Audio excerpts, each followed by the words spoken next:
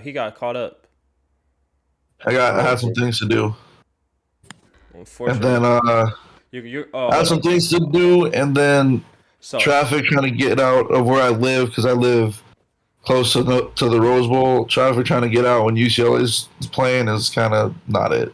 Yeah, fuck UCLA. They only won by 1 point today. Jeez. I needed them to cover the spread. They didn't cover. they never. He said I needed them to do one thing. They never. No, Cover, they don't. Ever, no, they don't. I knew that too. They never cover the spread. The fuck? Why You you betting on UCLA to cover you the went. spread? Exactly. And that's my point right there. Like, I'm glad you said that. Why did I even bet with UCLA? What are you doing? I'm trying to. Hey man, I'm just trying to figure out where you was going with that, my Hey, boy. start sharing that shit to the socials by my boys. Unless you look, I understand betting them if you're betting on them to win a game because they do be winning games. But like, you bet on them with the spread, my boy. Just Yeah, I know. don't It's know. not the spread, my That we boy. know, and that's all that they need to know. You know. Bet on them to win games, not against spreads. Got a game That's not tomorrow. their thing. This is gonna be funny. USC got Hey, the late Bronny, night your on backpack. Fox. Y'all got a game tomorrow? Bro. Yeah, this is my backpacks. Oh shit! What the hell? Damn, you missed Kind of. I'm Do stupid. y'all start? Are y'all in the starting five? I might start. I don't know. I usually am. It's not my. I don't worry about it unless I put myself on the I'm ready to bench. hit the stat line. Stat lines. Greg, you just need to have someone on your Instagram. Just go on Instagram Live and just film the whole game. Shit. Shit. Hey man, USC playing Fresno State today. They're gonna beat the You shit. guys- They're gonna beat the shit out of Fresno. Do I see this right? Is USC averaging 53.5 points a game? Bro, USC literally has Oklahoma's like Recruiting quarterback, class? Yep. running back, receiver. Hey, bro, I was watching the game last week, and I was like, damn, that coach left and took everybody. Fuck the bullshit. They took. Hey, I ain't mad at him. I'm mad at him. No, but this is like the first time, and Matt or Chase can speak on this. This is like the first time I've looked at this roster and seen a bunch of people from the Midwest. Because normally USC's roster is from the West Coast. Maybe Literally a couple all guys. I'm seeing Texas. I'm seeing Florida. Hey, what's up with Like- Washington always getting like Hawaiians and Samoans on their team? Because Oh, shit. Hawaii's in the Pac-12. Well, I know that, but like, So, I mean, there you go. Why are a bunch of boys from Alabama on Texas' squad? Same thing. what, Hey. Alabama? Fuck. The first thing that come out of his mouth. He said, "Fuck Alabama." Shit. He had no love for Alabama with that one. That was immediate. He's a fuck Alabama, dog. Hey, You grew up in Texas, you'll understand. Nah, you guys, Texas people hate fucking Oklahoma. Hey, you guys don't hate Alabama. No, I'm not talking I'm not talking about Alabama as a college. I'm talking about as a state. Oh shit. Oh, There goes there goes our demographic. Fuck. there it is. Khalil just alienated a whole state. He was like, man, that state, bro. If it wasn't for Nick Saban, Hey, remember when my mom met Nick Saban? Like at my track, yeah. my track meet. hell yeah. My mom was like, "Oh, like some man came up to me and asked me about Junior. He apparently is a coach for LSU." I was like, Nick Saban? "Mom, did you just talk to Nick Saban?" She was like, "I think that was his name." I was like,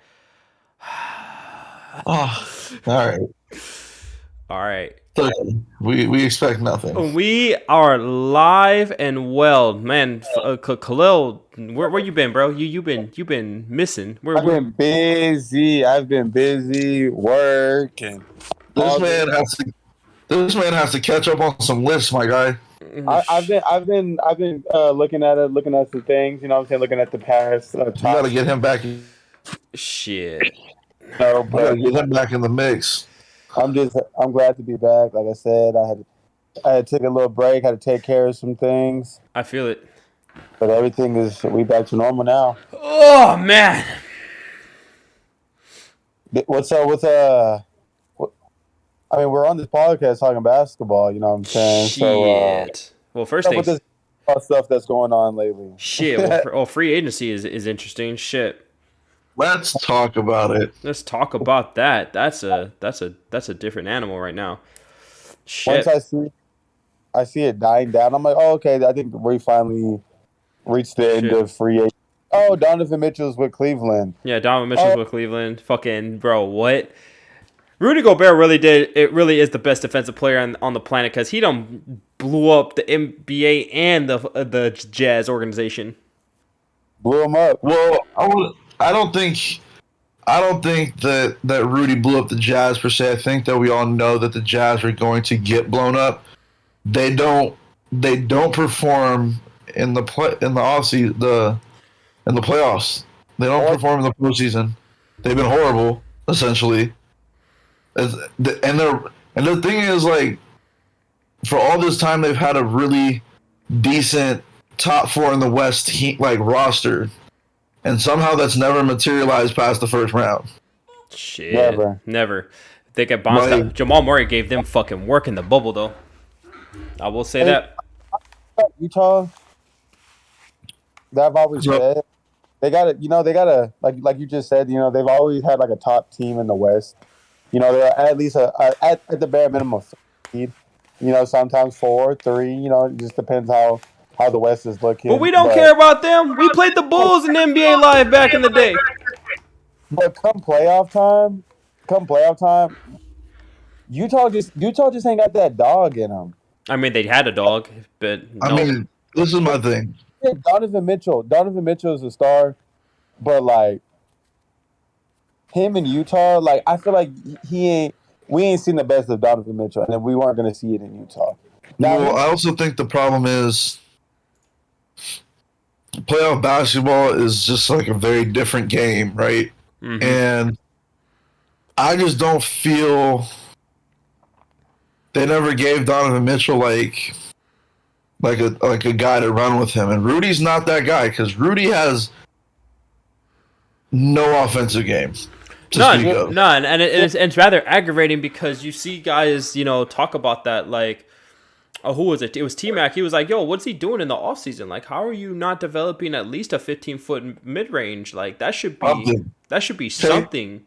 Tate's gonna crack up at me. Something, anything. Fuck the 15-footer. I need my man to get a fucking baby hook before we even get that far out of the paint. I mean, look, bro. In order to develop a baby hook, he has to have hands of softness. That man has hands of complete iron. He can't catch shit. Need him. Look, I just need him to have a post move before you start talking about 15-foot jump shots. I'm just saying, like the whole hand softness thing. He ain't gonna have a soft touch from 15 either.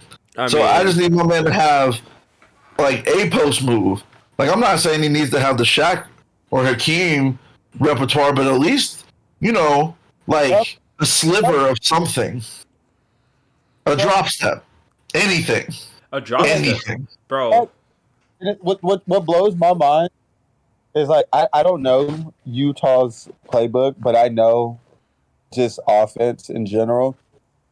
And I know for a fact, Rudy Gobert got to be probably the highest paid player in the NBA who doesn't have any plays drawn up for him.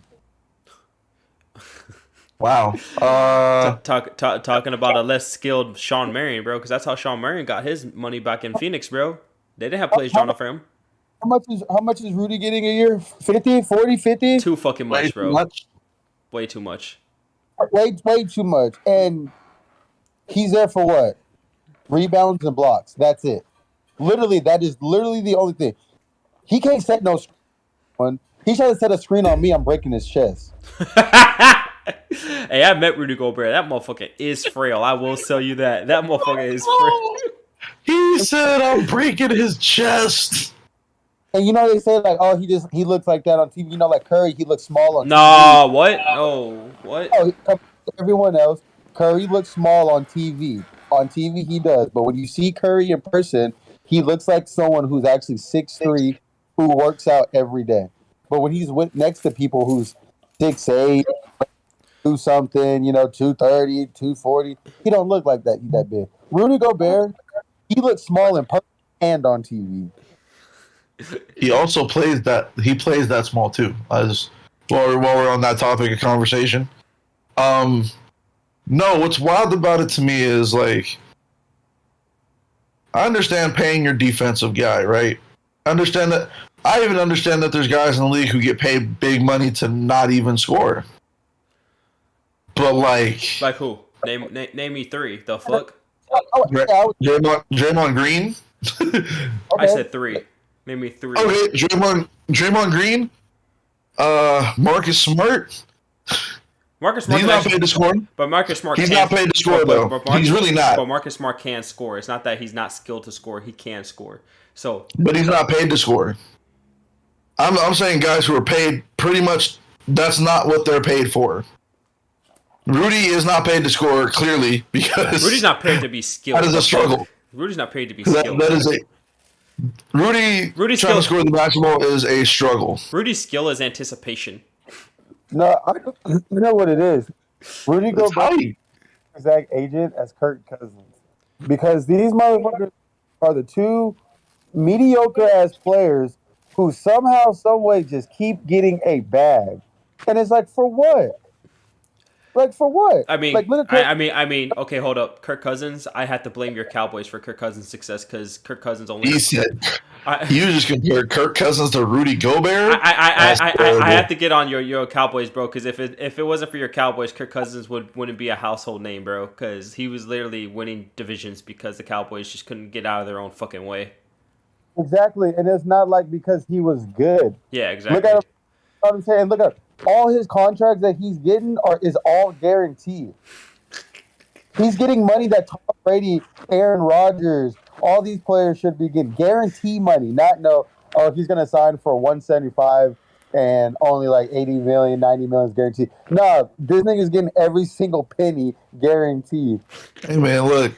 More power to Kirk Cousins, though. But here's the thing. They're willing to pay him that. Like, we're overlooking the fact that teams are shelling that money out willingly. This ain't like you know what I'm saying?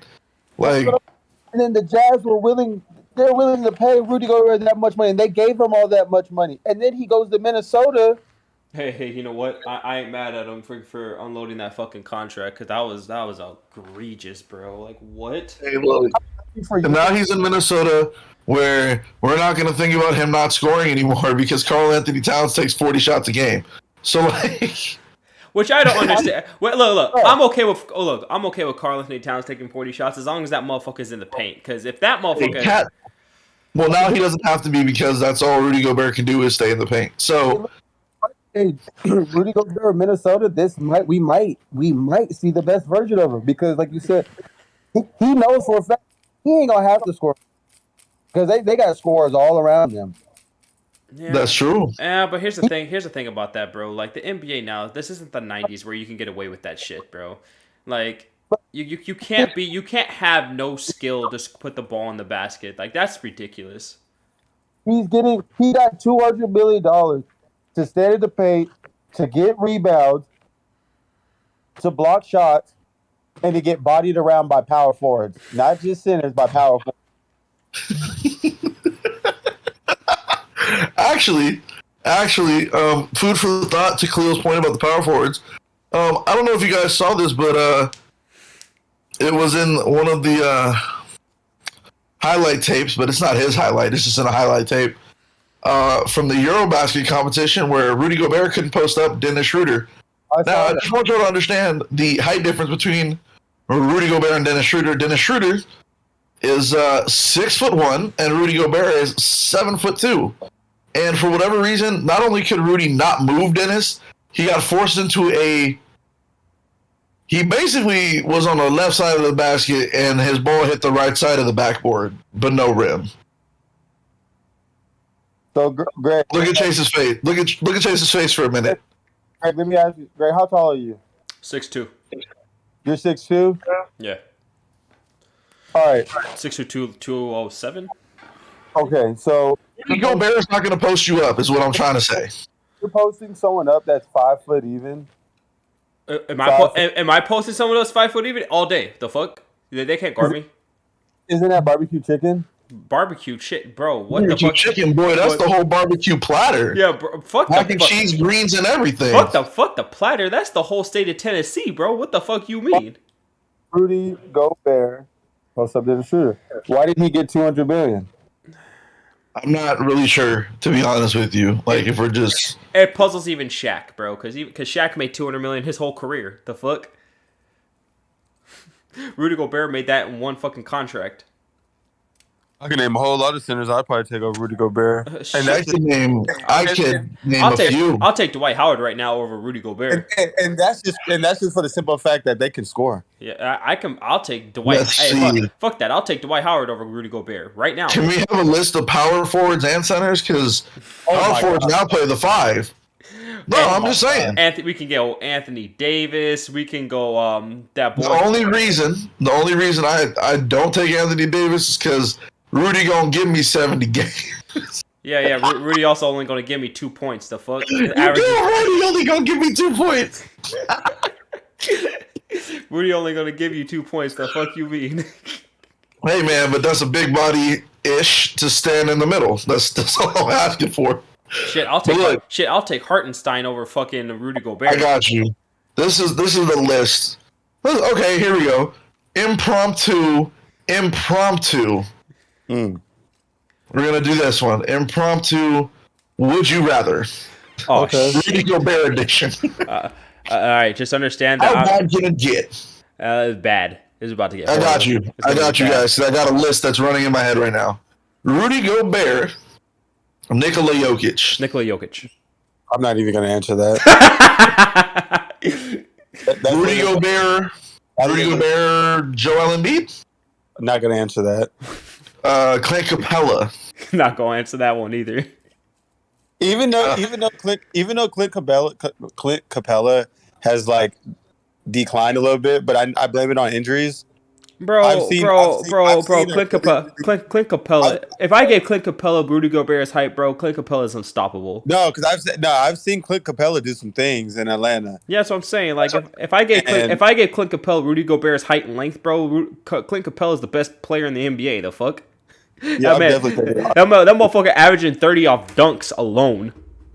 I'm taking Capella. Let's see here. Yusuf Nurkic. Yusuf Nurkic. What?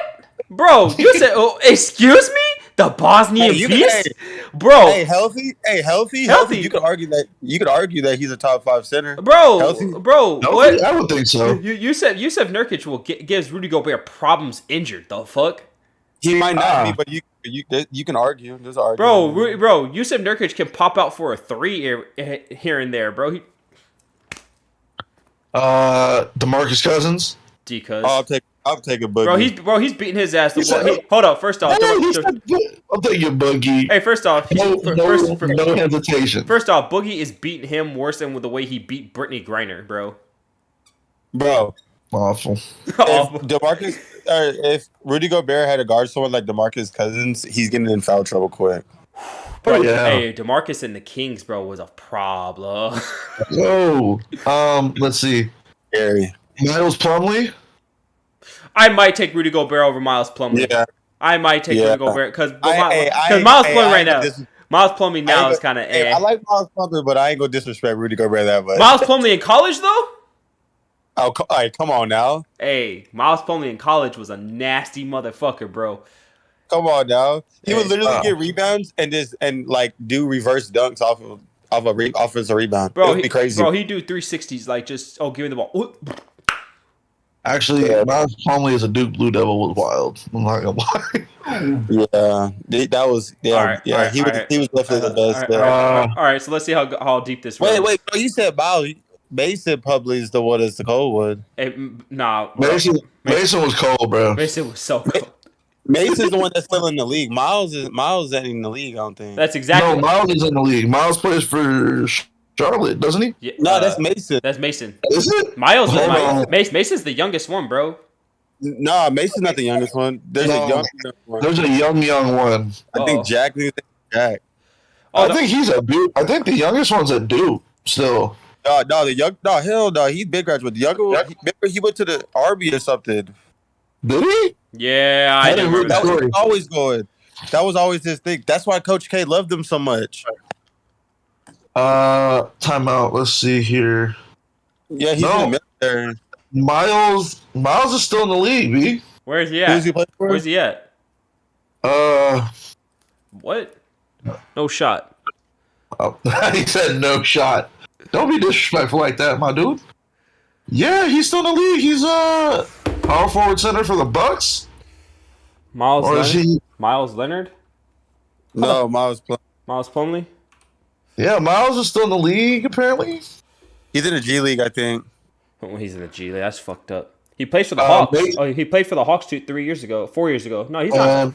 Miles Christian Plumlee. Mason's Charlotte. Yeah, Mason's still in there. He's in Charlotte. I know that. I saw him last year. Hey, that's a big dude. Mason's cold.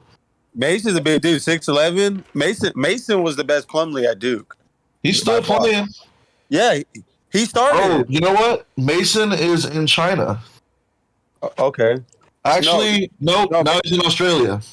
No, that's Miles. Miles is in Australia. No, I'm saying Miles is playing. He's just in Australia. Okay, for sure. He was his last NBA stint was in 2019 with the Hawks. He played for the Pacers. Then he went G League to the Fort Wayne Mad Ants. Then he played for Phoenix, Milwaukee, Charlotte, Atlanta. He went to the Erie Bayhawks. Then he played for the Zhejiang Lions, and now he plays for the Perth Wildcats. So he's in Australia. For Shody. By the way, Bronson, you're not wearing 45. The jersey I have is 45, so you wear your 32. I don't wear 32. I wear 30. 30, whatever. Get your life together. Look here, Steph. Well. All right, so. Hold on, timeout. So Mason Plumlee then. Mason Plumlee's still in the league. I remember that. He was in the league last year. Hold on, I mean, like, would you rather Mason Plumlee? I would probably take. I'll take Miles Bridges over Rudy Gobert. Yeah, Miles Bridges is about to be the all-star center of the Lompoc State Penitentiary Squad. Exactly, and I'll still take him over Rudy Gobert. Miles Turner. Miles Turner. Last I saw him, he was on the Heat sideline on the bicycle. The fuck? Does he even play basketball, or is he a cyclist now? I'm talking about Miles Turner from Indiana. Oh, Miles Turner. Who am I thinking about? That's not I'm trying to figure out. I'm thinking about the white boy down on the Heat. You're talking about Leonard. Miles Leonard. Leonard. Yeah, there you go. Hey, I'll take him over Rudy Gobert too. Shit. Wow, that's disrespect. Timeout. I need to get chased on some disrespect. You'll take Myers Leonard over Rudy Gobert, but not Mason Plumlee? Wild. Only because Mason. Disrespect. Mason Plumlee. Only because Mason's old, bro. That has nothing to do with Mason. Mason. And what? Okay. Mason's not that old. For basketball. And he plays with LaMelo Ball. Oh yeah, my boy's getting looks right now. Oh my god. He's the lob threat now that Miles is gone. Hey! I'll take look here. I would take Montrezl Harrell over fucking Rudy Gobert. Montrezl Harrell also playing for the state penitentiary team on his drug charges. So. You said you take Dwight Howard, so we don't have to say that one. I'll take Paul Gasol right now over You're fine. I would have taken Paul Gasol. I'll take Dirk. I'll take Dirk Nowitzki right now. That's a no-brainer. I'll take Dirk Nowitzki right now. I'll take my all 2000s team right now over Rudy Gobert. Wow. Anyways. I'm just tossing it out there. Look, the crux of this is Rudy Gobert needs to develop some game. Like, how do you become an NBA player with no game, bro? You might as well just look. Rudy Gobert to me is about as Rudy Gobert to me is tantamount to Kendrick Perkins. Equally useless on offense. They do two good things on defense well, and that's about it. What are the two good things that Kendrick Perkins did, bro? Besides he rebounds and hits people. Bro, he's 6 fouls. Bro, the only thing that he hits people with is ugly, bro. The fuck? Hey, look, he's rebounds and fouls, my guy. That's all I'm asking him for. And ignorance. Straight up ignorance. I'll give you the ignorance. That's fine. Why we give this man a mic baffles me. And he can trying to figure it out to this day. He can come for me all he wants. I'll sit his country bumpkin ass down and be like, hey, look, 2 + 2 is 4. All right? It is not fish. He said it's not fish. This is a cat. Spell cat. C-A-T. Good job. No, there's no K in it, Kendrick. I know your name has K in it, but this does not have K in it. I'll take Brooke Lopez, DeAndre Ayton. Oh, DeAndre, definitely DeAndre Ayton. The fuck? I'd take Bam Adebayo. I'll take Clinton. I'll take Giannis's brother. I'll take Giannis's younger brother over him. I'll take John Collins. I take Draymond. I take Kevon Looney over Rudy Gobert. Yep. I'd take James Wiseman, even though I've only seen him play like 20 games. Yeah, fine. I'll take Julius Randle over. You're lying to yourself. You're lying to yourself. You're lying to yourself, and I know you're lying to yourself. Relax over there, big guy. It's not that deep to you. I already know it isn't. By the way, if Chase says he'll take Julius Randle over a player, it's tantamount to like career destruction. He's basically saying you don't deserve to play in the league. And I'm saying this unironically. I still have to laugh at it though. Like, bitch. Rudy Gobert is like a worse version of Tyson Chandler. Tyson was good. The fuck? That's my point. The fuck? Tyson was a man in high school. Like, what? Why are we disrespecting Tyson like that, bro? Don't bring him up. I just said he's a worse version of Tyson Chandler. Bro, he's a worse version of everything, all right? He's like, bro, he's that. I'm going to disrespect this whole conversation right now. He's that kid that I'll take a Mecca Okafor. I'll take a Mecca. I'll take a Mecca Okafor over him. The fuck? I'll take Jaleel Okafor too, right now.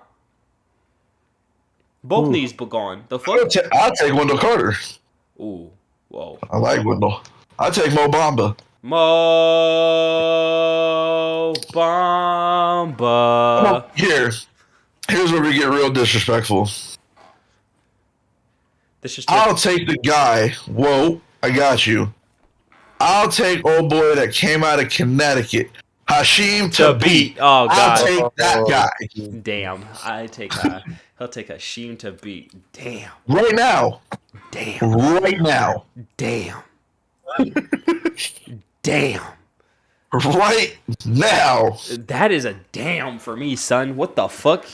Hashim Thabit. No one even remembers him, bro. I remember him, but Mitchell Robinson. Mitchell Robinson is trash, and I'll still take him over Rudy Gobert. Take Glenn Robinson the third. Wow. Yo, relax. You need to relax. I can keep going.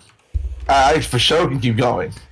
Hey, just know that his name is Rudy Gobert, not Rudy Gobert. He's a Gobert too. Take Anthony Bennett. Whoa, hey, yo. Hold on, man. Hold on, man.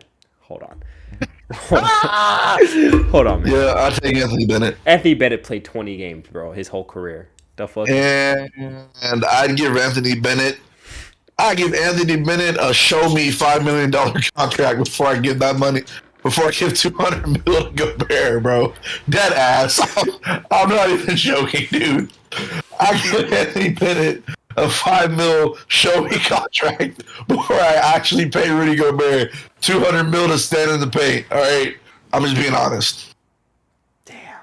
And in that negotiation, I'm like, look here, bro. I need at least 70 games out you. You got to keep your weight under this, and if you can do that, I'll give you 5. Hey, Greg. Now. What's up? Hey, Brunson, you ready for this? Who you taking, Greg? Rudy Gobert or Karl Malone? I'll yeet myself off this planet. Next question. I plead the fifth because one of these two people is completely disqualified From being a To basketball player. me, anyway, as being a legitimate human being. So, like, I can't really have that comparison. One of them does not exist. The other one is just an idiot, and he sucks. All right. So, anyways, He could, when we graduate to the point where we can like input live highlight video tape into these podcasts, I promise you, I will make the reappearance of Rudy Gobert not being able to post up Dennis Schroeder in the Eurobasket. I will put it in there as a clip. I'm serious because that's wild. all right. So, other than that, we had some more free agency news. What was it? Stupid ass Dennis. Speaking of Dennis Schroeder with his dumb ass, back with the Lakers. Hey, how much he signed for? How much did we offer him? We offered him. Doesn't matter. The real question is what's going to happen with Westbrook now, because now you got 2 point guards. What? Anyways, Whoa! Don't gloss over that man like that. Absolutely not, sir. anyways. You are a Laker fan. You better answer this question. Anyways, this is directly to you. Anyways, so where is Russell Westbrook going, my guy? Because now you got Pat Bev and Dennis Schroeder. The bench. So what are we trying to do there? The bench. Send him to the bench. Send him to the Knicks. Shit. Have him go play with fucking Mr. Left Hand himself. Shit. Honestly, I think Julius Randle and Russell Westbrook will get into a fist fight a week into training camp, and the Knicks will be a playoff team. Both of those things are going to happen. The Knicks should be a playoff team anyways. They're just bad. Like, yeah, but now you can't send Russ up there because Jalen Brunson's there now. So I mean, okay, cool. He'll still come off the bench for Jalen Brunson.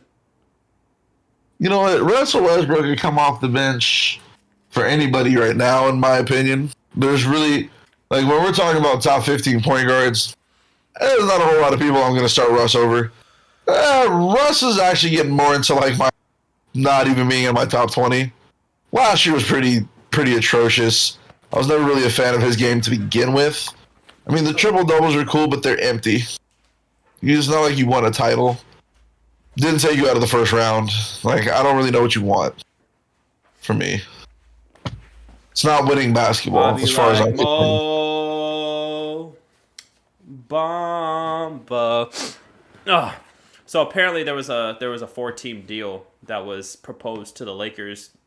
Oh, please tell me why the Lakers front office deserves another award for being ridiculous. I mean, the deal saw Terry Rozier and Bojan Bogdanovic going back to LA.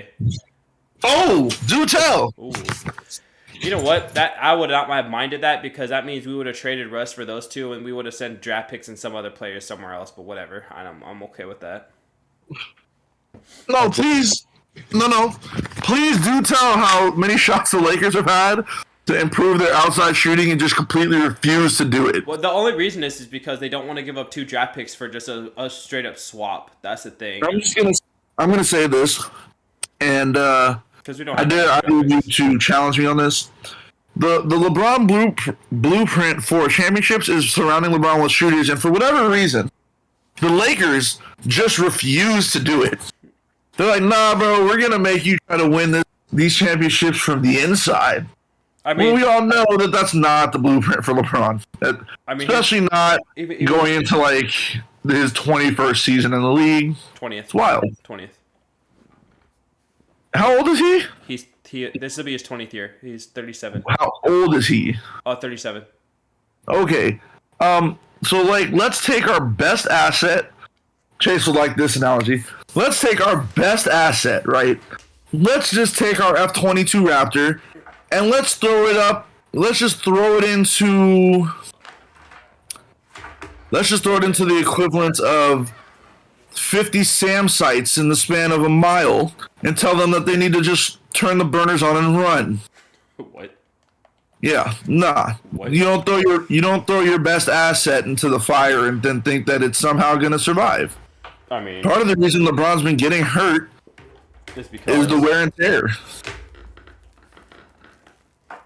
Like he can't attack the basket the same way his entire career. I mean, he can, but not without consequence. Yeah, that part. So give him some shooters. Please. But like every time you guys get a chance to get him like A shooter. a cat who can shoot 40% for a season, it's just like, no, we'll keep the draft picks. For who? For who? Against who? No, but this time it's for who? Who are they waiting on? Yeah. I'm just trying to figure it out. You couldn't find it in your soul to pull a trade for Terry Rozier and Bojan Bogdanovic? You mean wet ball one and a semi wet ball guy that's plays some defense? Like what do we? Why are we not? As far as your roster concerned last year, that's not a discussion. I mean, not even wrong.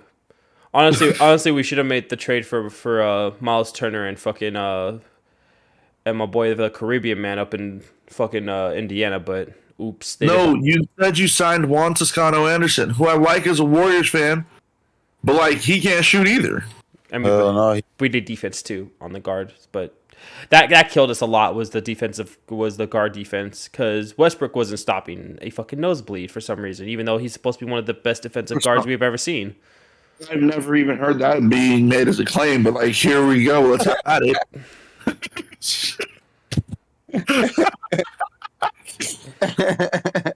You see my face? Hey, look. Best defensive, one of the best defensive guards in the league, my left nut. I mean, that's what they tell. Hey, that's what they were. That's what they were feeding me, bro.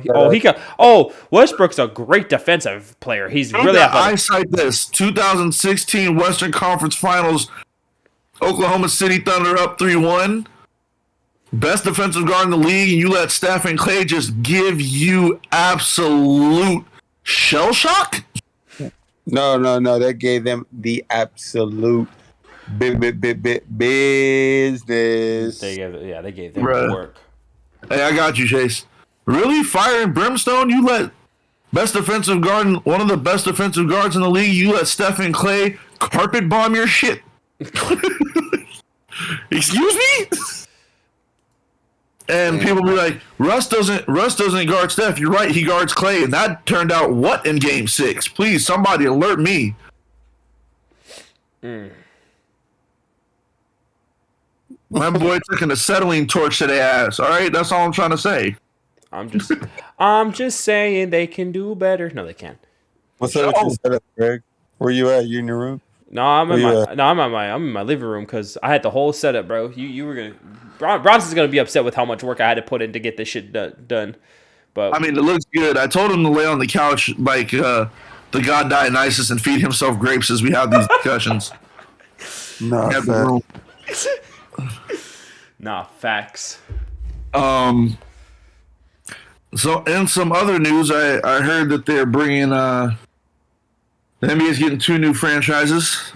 Oh yeah, Vegas and Seattle. Well, the Seattle one's interesting because apparently the family that owned all the Seattle like sports teams, like all the professional sports teams, sold them all so they could bring because that was the only addendum in the guys who owned all of them was that when he died, the only way he would like legally allow them to sell was if they brought a basketball team to Seattle. So when everyone started seeing that the Seattle Seahawks, the Sounders, and the Mariners were being sold, they were like, what?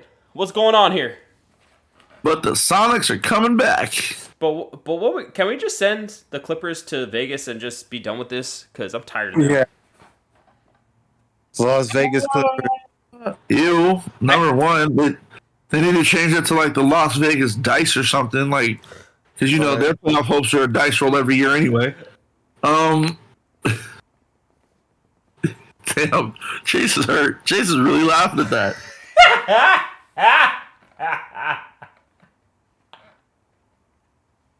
I thought of some other names for a Vegas team, but they all could carry a racial connotation, and we just don't need to have those. I mean, you mean like the Suns owner? Oops. Let's talk about Mr. Robert Sarver. Dumbass. My thing is, look, my whole problem with this. Okay, cool. You suspended him. Cool. You acknowledge that he was a fuck up. But here's my thing. You made Donald Sterling sell his team because they didn't make Donald Sterling sell his team. Yeah, they did. They forced him to sell his team. He was banned from. They didn't force him to sell his team. They just banned him for life. The sale of the Clippers did not happen because they forced Donald Sterling to do it. That is not how it went down. Well, oops. I tell you what, though, Chris Paul loved playing with him for racist ass owners. I'm going to decline comment about how you just called Chris Paul that word. All right. Khalil really just went there. He said he need to change his name to Tom. Tom Paul. Tomas Paul. Damn. Bro. I'm not going to touch that with a 10-foot pole right now.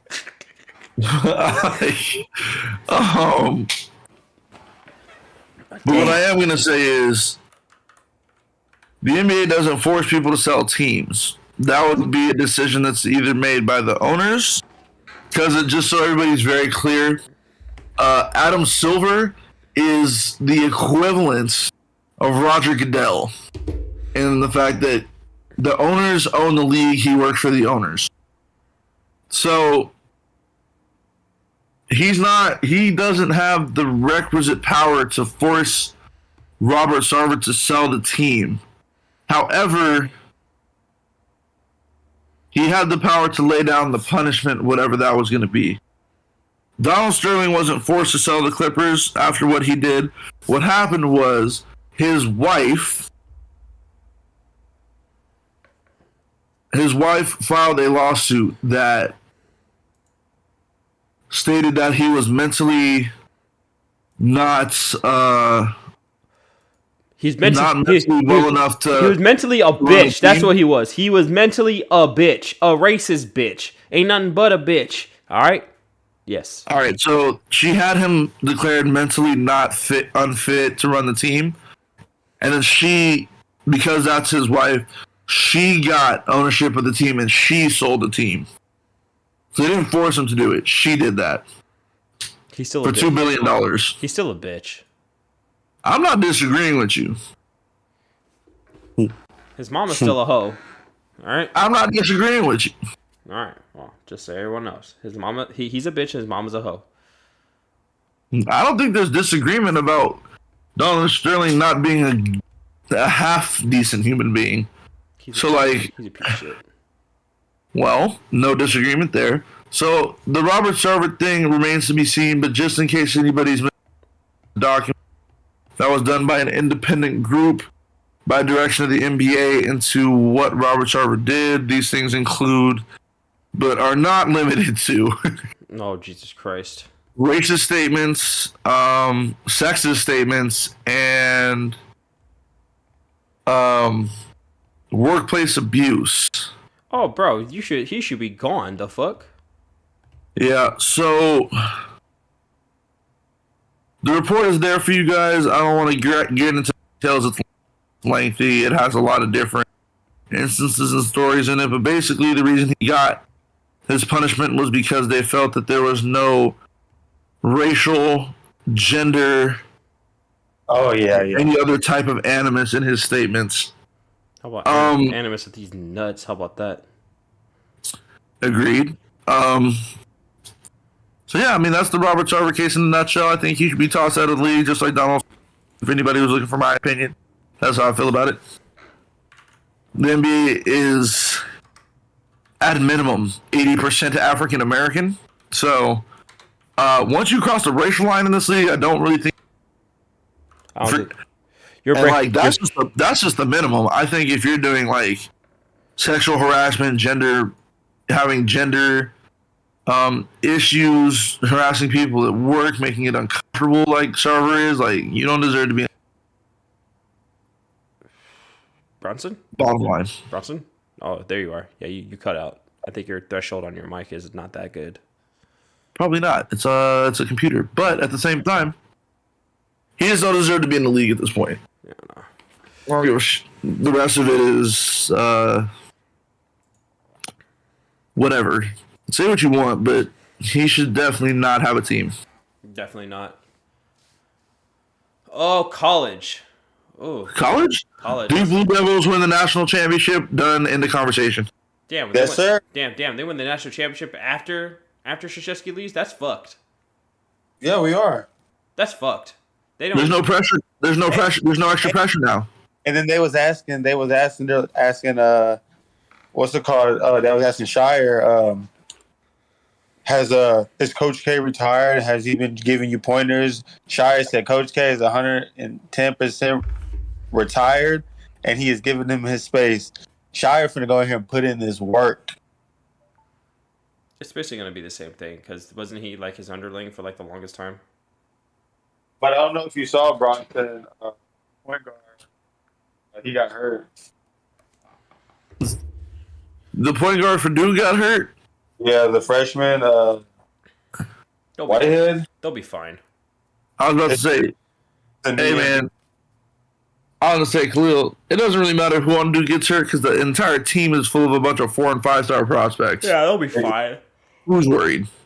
Really, all that means is some other kid that they picked up that's gonna get his chance to shine, and he's probably gonna be good. Fuck around, become a first round pick. Shit. Like Fuck around. Duke. Hey, look, this is how I look at it. Duke, Kansas, Kentucky, Michigan State, like Gonzaga, all those top programs are literally insulated from injury because like the next guy on the spot on the roster is still like a 4-star prospect. I wouldn't say Gonzaga so much. I would say more Villanova. Nova's coach quit, so like I don't. Jay's gone. Jay Wright's gone. He retired. Wow, the super villain retired, huh? Hey man, and nobody could see Jay Wright in there for 4 years. I'm just saying, man. Like that man was a super villain, bro. Did he not look like a mafioso boss? I love Jay Wright. He can coach. He coaches his ass off. Hell yeah. So basically, like if you're a blue blood program or you're like a top 15 program every year, you're insulated from injury. The next guy on your roster is still probably a 4-star prospect. We're keeping it a buck. He'd be starting at another school somewhere. Exactly. He just chose to go to Duke, and the guy that went with him was like a 5-star prospect and like number 1 in the class. I mean, that's what that is. But it's like your number 1 in the class guy goes down, you still have the class. Congratulations. I don't really understand where that is. No, there is no worry. Hey, Bronson, do you remember whenever David Robinson's son was on Duke's team? Vaguely. First off, David Robinson had a son. Yeah, he played for Duke, bro. He played for Duke. He didn't really get PT, but whenever he did come in, if we were blowing a team out or like senior night or whatever, he put in work. Like he was good. It would be funny, but yeah, he went to Duke, graduated from Duke, bro. It's crazy. He didn't want to go to the NBA. That's why he didn't get no play. Exactly. That's the meant that he knew he wasn't going to go to the league because he didn't even try. I don't even think he went and played overseas. He just did it because his dad was like a big name. The fuck. And it was cool though. They no telling me he went to Duke for 4 years. Probably got on some females. You know what I'm saying? His dad, David Robinson, chilling. Man, females don't know who David Robinson is. That's more for NBA heads. Or like, yeah, okay. Females don't know who. They'd be like, "Oh my god, your dad played in the NBA. That's so cool." That's probably what they said. No, but it'd be his friends or other people around him were telling you, no, his dad's a legend. His dad played for the Spurs. Blah blah blah. Yeah, probably. They'll be like, "Who's the Spurs? Where is that?" I'll tell you that boy. I'm pretty sure he was on some, unless he had a girlfriend. Cause my dad, hey, boy, I tell you what. Shit. I probably wouldn't have graduated. This man. I said I wasn't gonna finish at all. He said, "Finish? What's that?" Hey, if you're at Duke and you finish, my boy, they'll keep it under wraps until you leave. Yeah, right. Hey, you sit here and tell me Grayson Allen wasn't acting a fool at Duke. I know he was. Grayson Allen's a fucking menace now. What do you mean? Grayson Allen, hey Khalil, Grayson Allen reminds me of the guy. Grayson Allen reminds me of one of them cats who's like only about basketball and partying and like nothing else mattered. Literally, that's it. He didn't go to class. The fuck. he went to class, but like not really. No, he didn't go to class. The fuck. I'll be right back. I'm gonna go get something to drink. He reminds me of one of them cats who was in class, but like just to be in class. You know what I'm saying? Yeah. My boy was like, "I'm gonna go work out for 3 hours and I'm gonna go hit this razor." Go up to practice hungover. But still hooping, hungover, but still hooping because that's all he really wants to do. Like, you know what? You know, on a separate note, not basketball related. You know who I also know is like that? Johnny Manziel. Johnny Manziel was out there getting dubs on Saturday and just going buck wild. Oh yeah, he ain't go to school. Nah. Johnny was in there like. Johnny was in that huddle against LSU talking about, all right, guys, we're going to play some schoolyard football, and then when we're done getting this dub, we're going back to College Station. We're going nuts. Yeah, nah, he wasn't at school. Nah. Hey, Johnny walked in from, Johnny just be walking in from, like, just the strip club in the middle of the day and talking about, get it. Fuck it, let's Throws on the helmet. Goes out there, just gunslinging the whole game. Like, I'm telling you. Hey, y'all know he got a documentary coming out on Netflix. Who? Yeah, that's gonna be Johnny. That's gonna be Johnny who? Benzel. No. Why? Bro, because his rise was meteoric and his fall was tragic. That's why. His fall Literally. Hold on, his fall ain't tragic. His fall is stupid. The man just couldn't keep his face out of the plate. What do you mean? There's a Johnny Manziel story. I summed it up for you. You didn't have to make a movie. But his fall was tragic, dog. Like, my man went from taking. No one died. Hold on. It's not tragic. Did he die? No. Did someone? What about that? Hey, his football career did. Okay, but that's self-imposed. That's not tragic. That's just stupid. You're an idiot at that point. I don't have any sympathy for you. Actually, I'm not even going to get into the fact that it was self-imposed. I think multiple things played a factor in Johnny Manziel being successful in the NFL, none of which has to do with getting drafted to the Cleveland Browns. Oops. Yeah. and you were literally think if he got drafted anywhere else, Baker it would have been okay. Hey, Baker took him to the playoffs. I don't want to hear it. Cleveland still no. Those are two separate Cleveland Browns organizations, Chase. Oh yeah, those are separate teams. I don't care. That is not the same team. I don't care. When Baker went to Cleveland, they were concentrated on winning. When Johnny Manziel went to Cleveland, they were concentrated on not being 0-16. There's two very different scenarios to walk into as a rookie. Yeah, well. Look, if Johnny Manziel had gotten drafted to like Carolina or something, he'd still be playing. I don't want to. I don't want to hear. Peyton Manning got drafted by Indianapolis, and they sucked. First off, sucked. Peyton Manning, literally the definition of a quarterback, the walking definition of one. You're going to compare Johnny Manziel to the walking definition of a quarterback? They called him. Hold on, bro. They called him Johnny Football. I'm not comparing him to that. The media compared him to that. I don't want to hear that. I'm about to bring it to Chase's doorstep. Uh-oh. They called him Johnny Football because he's a football player. He's not a definitive quarterback. Nothing about Johnny Manziel said, I am the QB, except for his attitude, demeanor, ego, and the amount of coke he snorted on the weekends after games. Yeah. And the amount of girls he was in during that time, too. Shit. Facts. But I'm going to tell you what. They gave Peyton Manning the name the Sheriff because that man was that man. He is him. He's Timothy. The only person who played better than Peyton is Tom Brady. No, that's Timothy, unfortunately. Cheating ass. Yeah. I'll tell you what, though, that Manning family sure does churn out them quarterbacks. Because there is another Manning that Tom Brady can't see in the Super Bowl. Eli. Hey. And little Archie Manning. Arch Manning is ridiculous. He committed to Texas. He committed? He committed? Yeah, he committed. Verbally or like paper-wise? He's going to be a Longhorn. Ew. It was Texas, Alabama, and someone else. He wasn't going to Alabama because nobody wants to ride the bench for 3 years, so that was out. Literally. Well, actually, no, because Bryce is done after next season. But Bryce didn't start. Yeah, he did. Yeah, he did. He started as a true freshman. Bryce, no, he didn't. Yeah, he did. No way he did.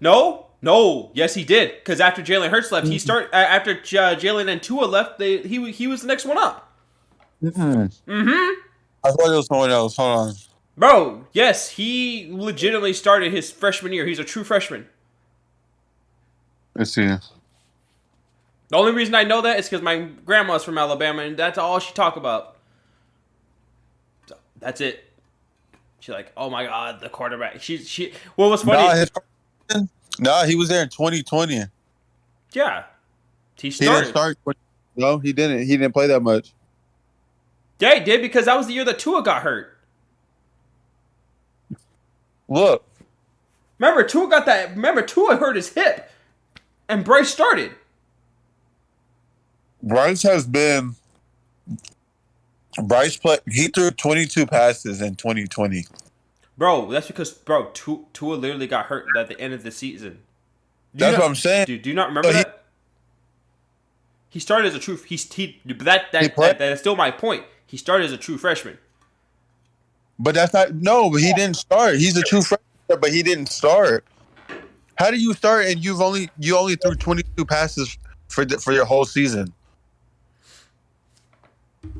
He's last year was his first full season. He got a Heisman off his sophomore season. Ain't that some shit? The starter for Alabama in 2020 was Mac Jones. Oh, was it really? Yeah, that's what I'm saying. He plays for he's Patriots starting quarterback. Oh shit! I forgot that Mac Jones went to Alabama. Mac Jones was the starter in 2020. I forgot about that. And then Bryce came in last year. That he started last year, but he was there the year before because he's a junior. Oh yeah, he's done after this season, isn't he? He might need to get a little. Nah, hell no. He better stay one more year. Bryce Jones went to Notre Dame. Why? He's pretty. No, from Alabama. He's pretty small. 6 foot 194. I mean, he's not big. I mean, he's also a junior in high school, isn't he? No, college. This is college. Oh. I mean, get him into the league. He'll bulk up. I mean, we all know Russell Wilson did. Russell Wilson wasn't that big when he came into the league. He bulked up when he got to the league.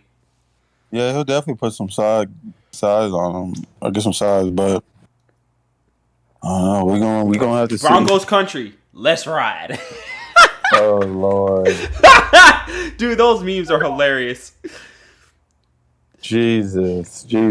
Broncos country. Let's ride. One of the topics, it was top point guards of the 2010s.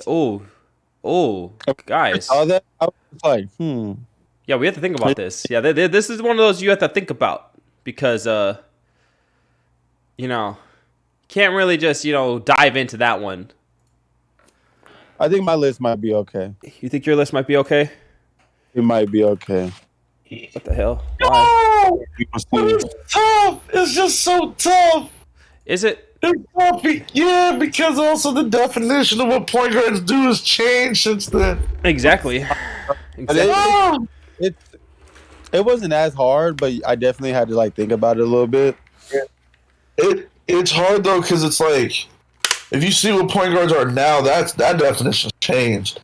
No. Then we also had the fact that we had cats who was really point guards, but they was really playing the two because they just shot the ball too fucking much. No, relax. I don't know why I'm not gonna say shot it too much, but because that's not indicative of it. But if you lean more towards scoring, but you were the size of a point guard, stuck at the two. Yeah. What the only person I'm worried about seeing where we're gonna put him is Derrick Rose because although he was a point guard, his fall from grace was not It was really like we can't talk too much about that now. We're gonna get into it once we get there. Yeah, because like for me, because like I really cut my list like 2000 to 2010. I cut it from 20. I cut it from like 2011 to like. But the reason I did that is because post 2010 is when you see the shift of point guards being able to become. I went from 10 to 19 or 10 to 20. Oh man, you went 10 to 20? Or I would say 19. No, you did not do this. Let me see. I have to. Let's see. Hold on. I mean. 10. All right. If we're gonna do that, we have to set some ground rules on this. Then, well, what years are we keeping it? Are we gonna go? I said 2000 to 2010 because that's it has in that time period. Starting from 2010. From 2010 to the end of 2019 season, right before 2020. Okay, hold up. So it would be technically 2020, but it'll still be the 2019 season. If that makes sense. But this is the thing, though. The guys who were going to be drafted, right, that were in the 09, like the 2008, 9, 10 draft classes, right? All those dudes are a completely different type of point guard. Like, they're almost not point guards, they're guards. They're hybrid guards. No, but the whole thing is point guards from the best point guards from that within 10 years, not after. So your list could be, so you could have someone on that list now a little higher, like then you would have them on the list now. I just feel like 2000 to 2020 is too long of a period. Okay, with the 2019, because it said 2010. So I said 2010s. So it'd be 2010 to 2019. Well, so it'd be technically those 9 seasons. Let me rework my shit then. Just 1 second. Yeah, I have to as well. Y'all can start? No, I'm gonna have to rework some shit in a bit. Hold up. Because, like, damn it. I have to go from 20. Okay, so he's got to come off. He's got to come off. I have to reduce a little bit. He's got to come off. He's off. Hey, what year was Kyrie drafted? Was that 2012? 2012. 2011, I believe. Okay. Sure. Yeah, 11. Well, yeah, I think it was 11. Okay, for sure. Oh gosh. Well, if it makes this any better, I at least know who the number 1 person on this list is. For sure. 1, 2, 3, so, 4, 5, 6. All right. I have. I can do this. I only have 6 now. I had to get rid of like 5. Fuck. I can do this. Now I can do this. Come on, yeah. It ain't hard. Y'all was thinking too much. I'm not thinking too much, but like I had to take 5 people off because I really started with 22. I thought it was 2000 to 2010. I thought Chase was coming into this with the throwbacks. 4, 5, 6, 7, 8, 9. Oh, so you had some throwback point guards on there? I have. Yeah, man. Like maybe my honorable mention was like Sebastian Telfair. Oh, ew! What? Gross! Stop it. Yo, not Sebastian is nice. Not in 2010, he wasn't. The fuck? No, but like Sebastian is nice. Yeah, nice. Like in the early 2000s. The fuck? That's what I'm saying, bro. Sebastian at the 10, he wasn't the fuck. Like, just like I was about to have Ray Ferguson on this shit. You gotta be fucked up. Oh no, not into 2010s. The 10s. Oh god, you almost had me with skip to my Lou out here, bro. Oh, wow. Bro, I'm dead. Oh wow. Jeez, I am dead. Automatically, because he was and 1 and MB. My boy had both sides of that covered. Hey, yo, I'm having a tough time right now because I had to oh shit, that's rough. Hold up. You had to redo it? Yeah. Oh shit. Hold on. Chase did what I did. I'm telling you. Now I like this because our lists are going to be a lot different. Because Chase had that Baron Davis shit on his list. I know he did. I did, but he wasn't really relevant. That's early 2000s, big dog. Yeah, shit. Yeah. Yep. I know exactly what he did. Because we did the same shit. You have BD on there, huh? I had D. Yeah. I have D Will on here, but I don't know if I should keep him on there. D-Will counts. D-Will was a killer early 2010s. In the early 2010s, but I'm talking about like throughout the whole 2010s, like there isn't really a whole lot of people who actually played through the entirety of the 2010s. You know, if we're really keeping that a buck, just as a thought. What sucks is though, like I can't just keep a championship on for one of these guys because the year before he would have won Finals MVP. If San Antonio had won that championship, this guy would have got Finals MVP like off rip. Damn, Khalil killed it because I was about to go to bat for. I was out here about to bat for Steve Nash. My dog Nash. I love my brother Nash. He has something that belongs to the Lakers.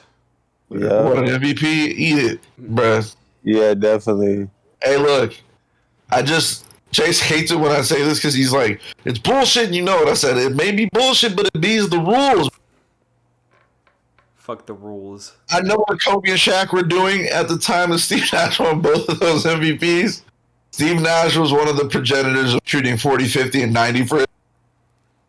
And if you look at it through history, a lot of dudes who do that win that MVP.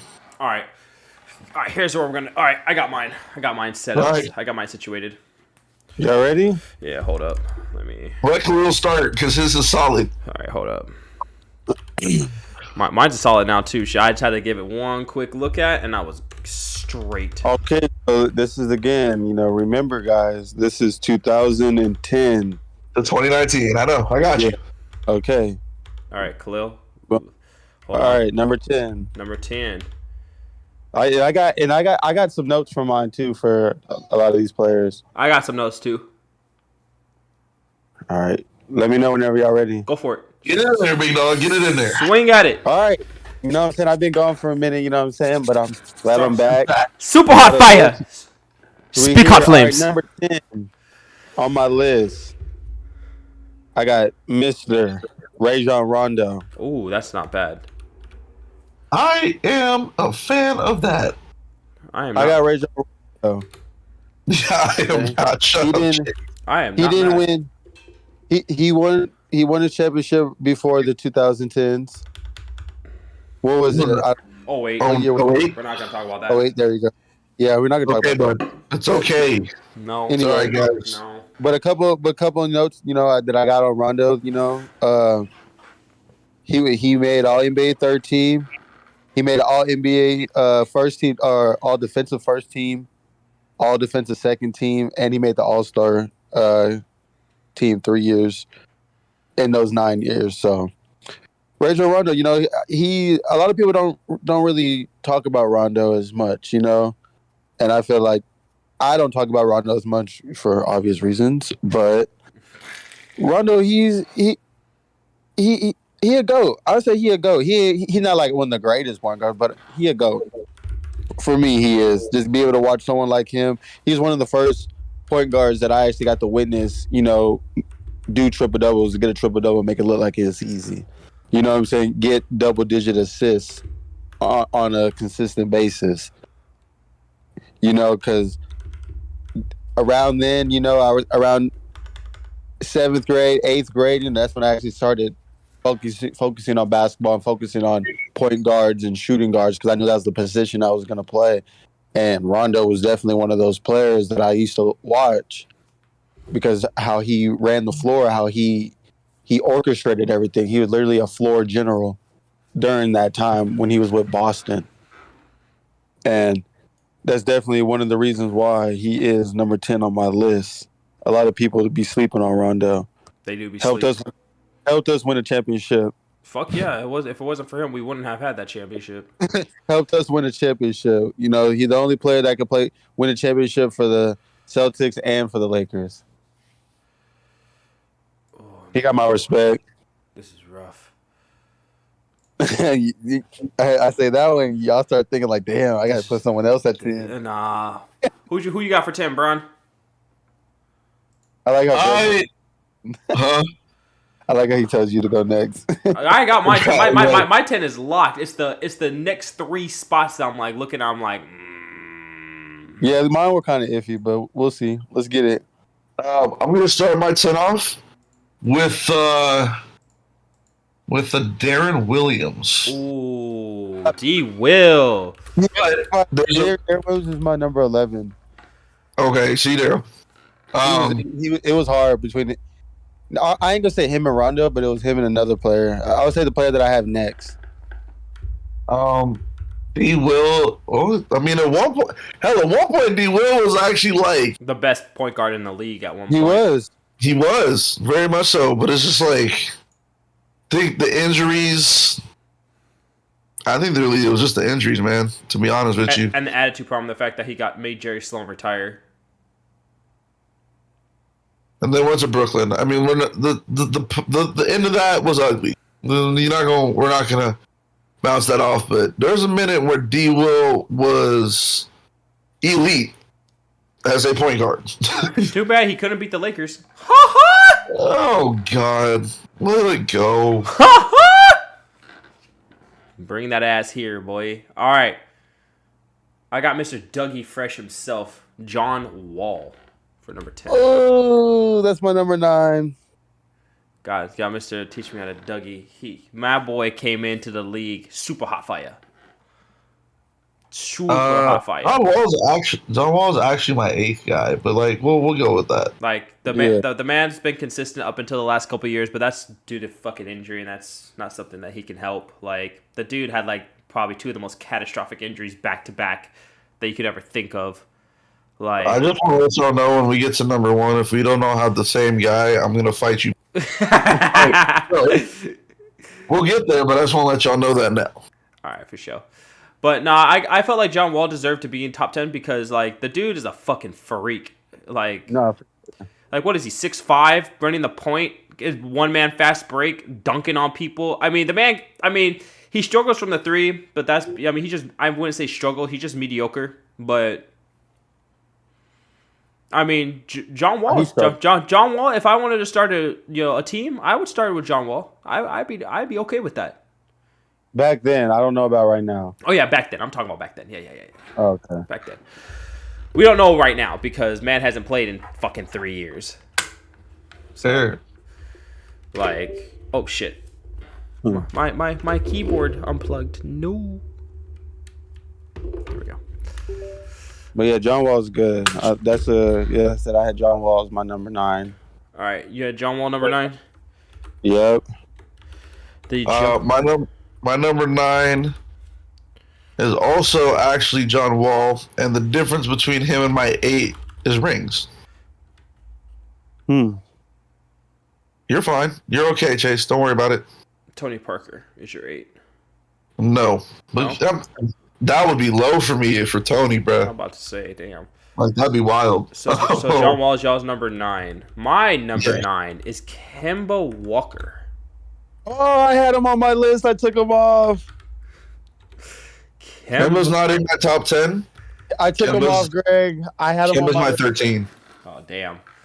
But I'm not mad at it. I'm not mad. I'm not mad. If I think point guard back then, especially with cardiac Kemba, oh my god, bro. Kemba Walker, like, over in Charlotte was just disgusting. I mean, if I was going to choose from undersized guards, Isaiah Thomas to me was like the better of the 2, but it's neither here nor there. I don't feel that way. I feel like Isaiah had a more like explosive like 2 years. Kemba Walker was very consistent while he was in Charlotte. I'm gonna put this out here, and this is a big thing for me with those two. And also fuck Boston. Kemba was a lottery pick. Isaiah Thomas was the last pick in the draft. Yeah. Isaiah Thomas had no business technically being as good as he got. So like that on top of which Isaiah did some stuff in the playoffs that Kevin never could imagine with playing outside of his absolute rabbit-ass mind. I mean, yeah, until he got his hip hurt, which really sucked. But and Boston screwed him out of that one. Let's talk about it. Yeah, let's talk about it. Don't stop. I need to stop giving you. I can't give you extra chances to hate Boston, my dude. I really can't. Let's talk about You're going to take each and every one of them. Let's talk about it. Let's not talk about it. But I do like the fact that y'all brought Isaiah Thomas in the conversation because Isaiah Thomas is my number 8 pick. Hey, I had Isaiah outside only because the one factor. Isaiah's my 11. Yeah, Isaiah for me would be number 11 because I felt like he just had 2 years that were good, and then the rest of his career has been injury riddled. I also met Isaiah Thomas, and when he came to Isaiah had a really solid career up until he hurt his hip. Yeah, but it was just the last couple years in Boston where he kind of shot into that 27 points per game area. Yeah. I'm just saying, like, no, like when I say like he was good, not solid, but he was good. Like he was real good. But like I really think that the league did him a disservice in not playing him more before Boston because I think he was on the Kings. Yeah, the Kings. I know it's purgatory. We get it. So like, my thing with Isaiah is he should have got that shine for Sacramento, Phoenix. Like he should have had PT long before the Celtics cut him loose on everybody. You weren't gonna get him in Phoenix though because Goran Dragic was still running the fucking that fucking team, bro. Goran Dragic is nice, so like I'm not mad, but like yeah, you could have had a backcourt of IT and Goran as starters. And it would have actually been functional. Yeah, but they had who they have? They had Gordon and Eric Bledsoe. Ew, gross. Anyways, IT way better than Eric Bledsoe. Yeah, the fuck. Just not on the defensive end. Eric Bledsoe can play defense though. Yeah, that's because Eric Bledsoe's a football player, Chase. He's built like a. He's built like a running back. He's built like he's literally built like Derrick Henry. If anybody. No. But when I say give me a hooper, I'm gonna like it. Who's your number 8? Who's your number 8? My number 8 is Rondo. Rondo Rajon. That's what I said. The difference between my 8 and 9 is rings. Rings, yeah. For me, and that defensive masterclass Rondo put down on with Drew Holiday on CJ and Dave, because that was 2018. Yeah, that was recent. Yeah, that was real recent. My number 8 is Darren Williams. I'm okay with that. I am okay with that. I feel like I feel like had he got like a ring when he was like actually relevant, not being on Cleveland or anything, it might have bumped him up a little bit. But he had to deal with the West, bro, and then he had to go to the East where LeBron was just running everything. So there was just he was a killer, man. People just really hold that Jerry Sloan shit. Will's a killer. I mean, the league holds that against him. It's not even that people as fans hold that against him. The league holds that against him because you can't do that to a man like Jerry. That's like you force. I don't know. Don't say Phil Jackson because they're not comparable. And I remember that one kid from Utah tried to tell us. I mean, no, it'd be more like if you forced Pop to retire just because he didn't like your attitude. Like he just gave up on basketball. Also, not comparable because we know Pop betrayed your ass. True. Pop isn't happening. Pop would be like, you know what? You're out of here. He would have been like, you know what? Hey, give me that unproblematic kid, and we'll swap him. We still gonna win this shit anyway. Pop is nah. Yeah, I don't know who, but that's like the only comp I can give you because if you can't give me Phil Jackson, okay, Pat Riley at that point, like you basically maybe Pat Riley. Yeah, if you like, that'd be like Pat Riley, like in New York, like somebody goes to New York, like when he was coaching there, and like he just stopped coaching because he got tired of your attitude, like he just gave up on basketball. That's literally what it was for the league. I'll give you that because, but like other than that, bro, Darren Williams was a bro. That crossover that Darren Will is a killer, and I wish people would act like he was. Hey, he said, huh, Hezzy, huh, Hezzy, huh. Wait, where you going? Oh, I was like, bro, can anybody stay in front of this guy? He is like, no. Fucking 6. No, the answer is no. How big was he? He was 6'4", 230, moving around like that. D Will would be like, bro. D Will is the build I aspire to be. Bro, quick and just big enough to push you off center as a defender. D Will was disgusting. B like, hey, D Will. Hey, D Will. Hey, if D Will came into the NBA in today's game, he'd still be a fucking hooper, bro. Like that motherfucker. He'd be a menace because you can't even touch people now, bro. He'd be so disgusting, he'd be bro. A menace. And offensive players could hit people, bro. He get off me, bitch. Oh, and one stupid. Too small. D Will was big, strong, and quick, and he could shoot. Menace. And he could shoot. And he had a jumper. My man was a menace. Although I will say he did get locked up by Derek Fisher. Derek Fisher kind of put a little lockup on him in the playoffs. Derek Fisher put the locks. He said, "Oh yeah, you want to score 27? How does 21 a game sound?"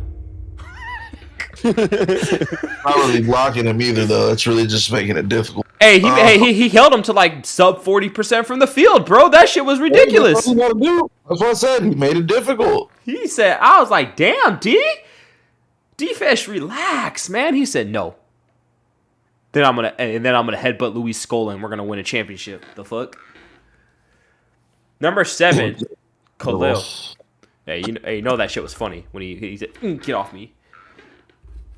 This is when it got a little interesting. It's starting to get interesting now. Yeah, it's gonna get real interesting. Yeah. Although I feel like the top 5 should be kind of similar. Yeah, we'll see. Number 7, I got Kyle Lowry. I'm not mad at that. Chase might be, because Chase been making fun of Kyle Lowry's weight issues for about 5 years now. So like, he got a ring. Thank you, Kawhi. He got a ring. Thank you, Kawhi. Kyle didn't play bad in that series. Actually, he played decent on average. He had game 1 and 2 where he absolutely sucked. Yeah, he had a game where he had 0. Bro, he had a game where he had 2 points in that series. He made an all NBA team. I mean, okay, but that's only because there was no other point guards that were good enough in the East at that point. Oof. So you're gonna reduce this man this way, my guy, right? I mean, you just reduced him. He was like, look. I will say this: he deserves a statue in Toronto, just like DeMar DeRozan does. But that's it. And dude, in 20 years, in 20 years, the only people that are gonna know who fucking Kyle Lowry is us, like real hoopers that actually saw him play. I feel that there could be some disrespect. Unless he wins, if he wins a championship in Miami, then I'd be like, hey, yo, we might have to start like thinking about this a little bit. I might have to start thinking about this a little bit different. But until then, I'll give you Kyle Lowry though. Kyle Lowry is solid. That's a pretty look. If I had to really review it, that's a pretty logical spot to drop. Yeah, I take IT over him though. You take IT over Kyle Lowry? I might, just for the sheer fact that I've never seen Kyle Lowry score 55 in 3 quarters. No, my thing with Kyle Lowry is Kyle Lowry also closer to like full point guard. He does what? I remember he's more like setup man than he is scorer. Yeah, he's a good passer. He's a good passer. He's a really good passer. Very good. Oh yeah, absolutely. I'm gonna give you. What are we on? 7? 7. My list does start getting a little tricky in here. So I chose. This is a weird name. We actually just mentioned him. I actually. Not in place of Kyle, but I think he's more in there for me is Goran Dragic. Ooh. I'm a Dragic fan. So am I. Like, the European Steve Nash. What? He's steady, bro. I like Dragic has been steady, and he's got a most improved on there. He does. He's got the All-Star for 2017-18, and if the tiebreaker between him and Lowry, for me, would have been the fact that they were both third team alls. They're both third teamers. Lowry has a championship, but my distaste for the Raptors. And look, bro. Yeah, Kyle Lowry has a championship, but so does DJ Banga, bro. He has 2 of them. Can you quit it? Can you quit it? Luke Walton has 2 championships, bro. What do you mean? Yo, Luke is cerebral. Don't you start this. We had this conversation. No, we're not going to act like Luke Walton didn't. Shannon Brown. Hey, bro. Shannon was a freak athlete. Don't start. Shannon, 2-hand grabbed the dude's layup off the glass. I mean, he did. Also, yes. But so did Ja. So what? That ain't special no more. No. These are completely different instances. Ja did it. Shannon Brown grabbed it at the top of the white corner.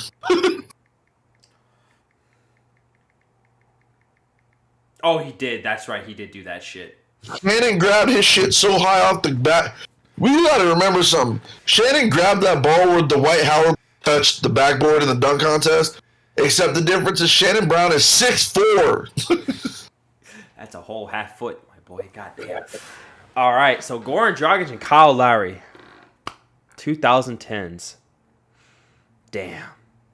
Yeah. One of these picks is gonna hurt the fuck out of Chase, and I know it. But we're gonna have to have Chase gonna have to have a talk with me, but it's fine. It's fine.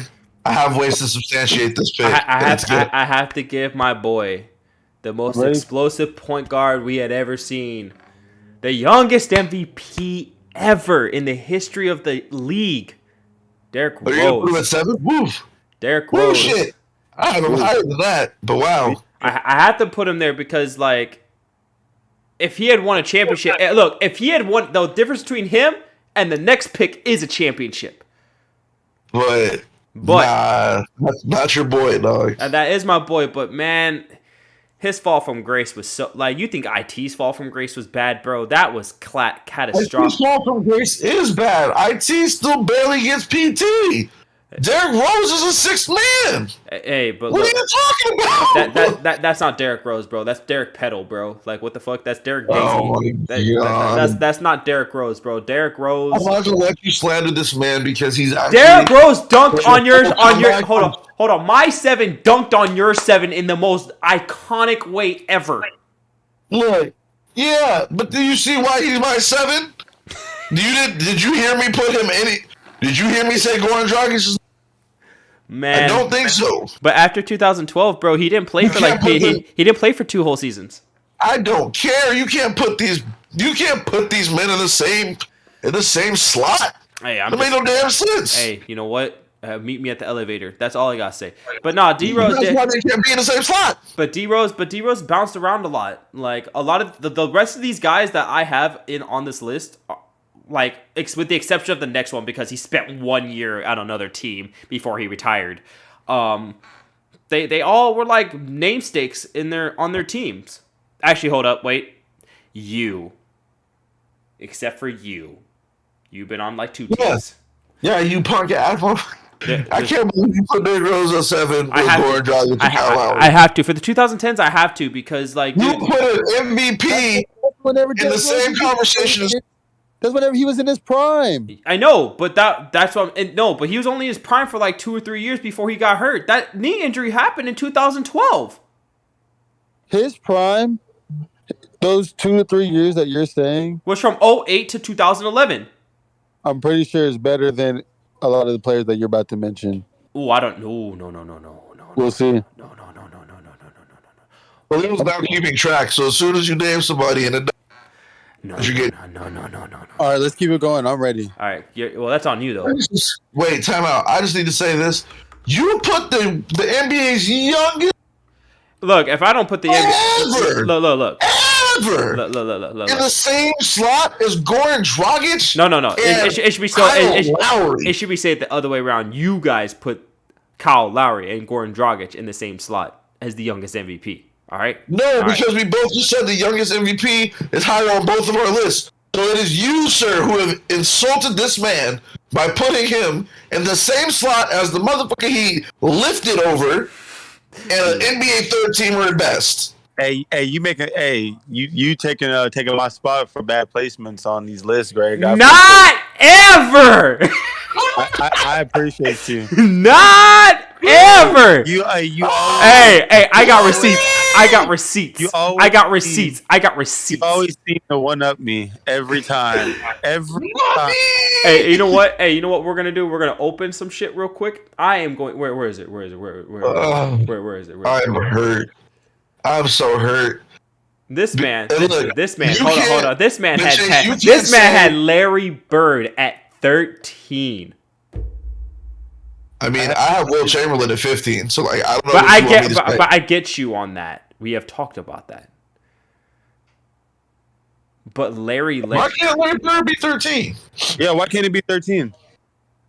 Because he has more rings than Wilt. He has more rings than Big O. He has more rings than KD. He does have more rings than Steph. You put Steph way down there, by the way. I'm mad at you for that. Where did I put Steph? At 10? And what, all time? Yeah.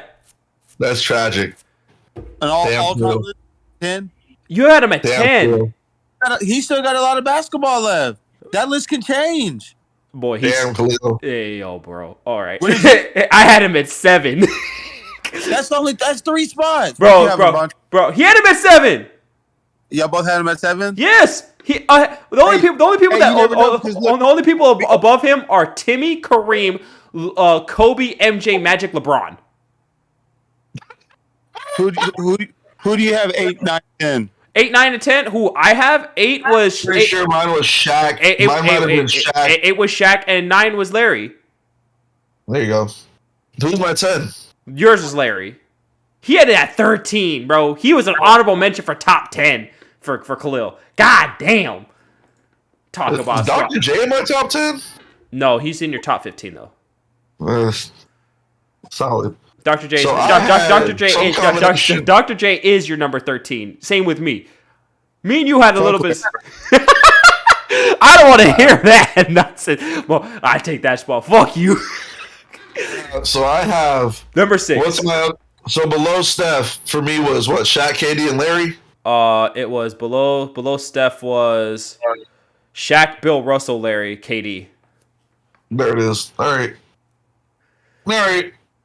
So Khalil disrespected Larry Legend by putting, and Chase has now slotted the league's youngest MVP ever, the only man to almost single-handedly rip apart a LeBron team and put him down here with Dragic and Kyle Lowry, 2 dudes who've never exceeded the third team All-NBA. Is that what we're saying right now? Is that what we're? Yeah. Yes. No, Chase. I want to say this. No, Chase. You're not going to say that Khalil and I put our 2 with Rose. No. We put 2 dudes there who probably belong. You stuck Derrick Rose at number 7. Hey, at least my list isn't as egregious as the one I looked up. This guy had Derrick Rose as number 13. Yeah, that's low. So he's disrespectful. He's easily disrespectful. You're like, I'm treading being disrespectful because I feel like he got hurt. Sir, I don't care what you say. This man won the MVP as the year and then went on to give LeBron nightmares. Yeah, for a 5-game 2 5-game series, which irritates me. Straight out, if he was healthy, LeBron wouldn't have gone to 8 straight finals. No. Straight out, he would have lost to Derrick Rose at least twice. Well, yeah. And I don't mean the Bulls. I mean Derrick Rose. All right, number 6. I petition to cancel these lists after Chase's egregious comment. What? How dare you? Anyways, what, number 6. Bronson. Go on, Khalil. Oh, no. What did you? Oh, give it to Khalil? All right. Khalil. Is it on me? Yeah. My number 6. I got Tony Parker. Oh, same here. Tight. Hey, we agreed on something. Golly. I'll say here. I'm really actually upset about the D-Rose thing. Like I said, it was a championship. That was the only thing that. And plus, championship. And he beat LeBron. He actually outplayed LeBron in the championship that the Spurs actually lost to the Heat. I will contend that. All right. Well, all right then, because LeBron tried guarding Tony Parker for like 2 games. That didn't go very well for him. it didn't go well when he tried to guard Derrick Rose either. No. See, D Wade was getting smacked up by Derrick Rose. That shit's actually. Yeah, so was LeBron. Ask Khalil. That's what they thought was gonna stop that man. Yeah. We're gonna play LeBron on him, and Derrick Rose was like, "You're not quick enough at all. You're fast, but I'm quick." Tony Parker. What more can we say about this man other than the fact that he's the most disrespected superstar of all time, next to Kobe Bryant? I wouldn't go that far. He is. Right. Oh yeah, he is, because he deserves to be on the top 75. Why is he not on the top 75? 4 championships. I don't know, because he cheated on Eva Longoria, sir, at the height of her being super pretty. I don't care. The man is French. That's what they do. He slept with Pau Gasol's wife. I want you to remember that. Wow. What a monster. He said, "What a monster." What a monster. And so now that that's out of the bag, you can understand why we don't like. Hey, look. And he's French. Hey, look. Tony Parker, though. And he's French. Tony Parker, though. Tony Parker's another one of those point guards that I grew up watching. Hell yeah. That's, my game. Tony Parker. He's quick. Hey, and Mr. Pace himself, man. You cannot speed up or slow down Tony Parker. He just goes at his own pace. And he gonna hit that mid-range. And that spin move? What? Oh, yeah. He'll put you in the spin cycle, boy. Hey, you better be careful. You might lose your ankle. A couple people done lost the ankle. Ask D Wade. D Wade got lost a couple times in that finals. Ooh. D Wade was looking kind of old at those last 2 finals that they went as the Heat. He was looking kind of old. It's amazing he was in the league that long. Shit. Who you got? But man, hold up. Homie was a Finals MVP and a Finals MVP candidate, like number 2. LeBron got that one. So, well,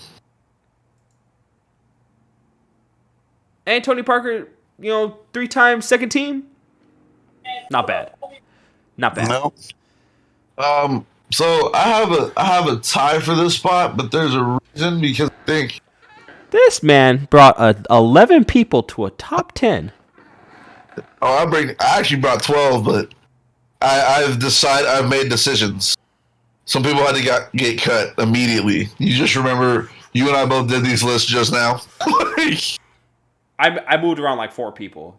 I moved around quite a lot. Oh. So all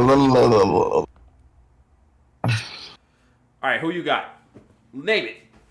Give me 6. That way we can go into our top 5. Top 5. So my 6th is Tony Parker.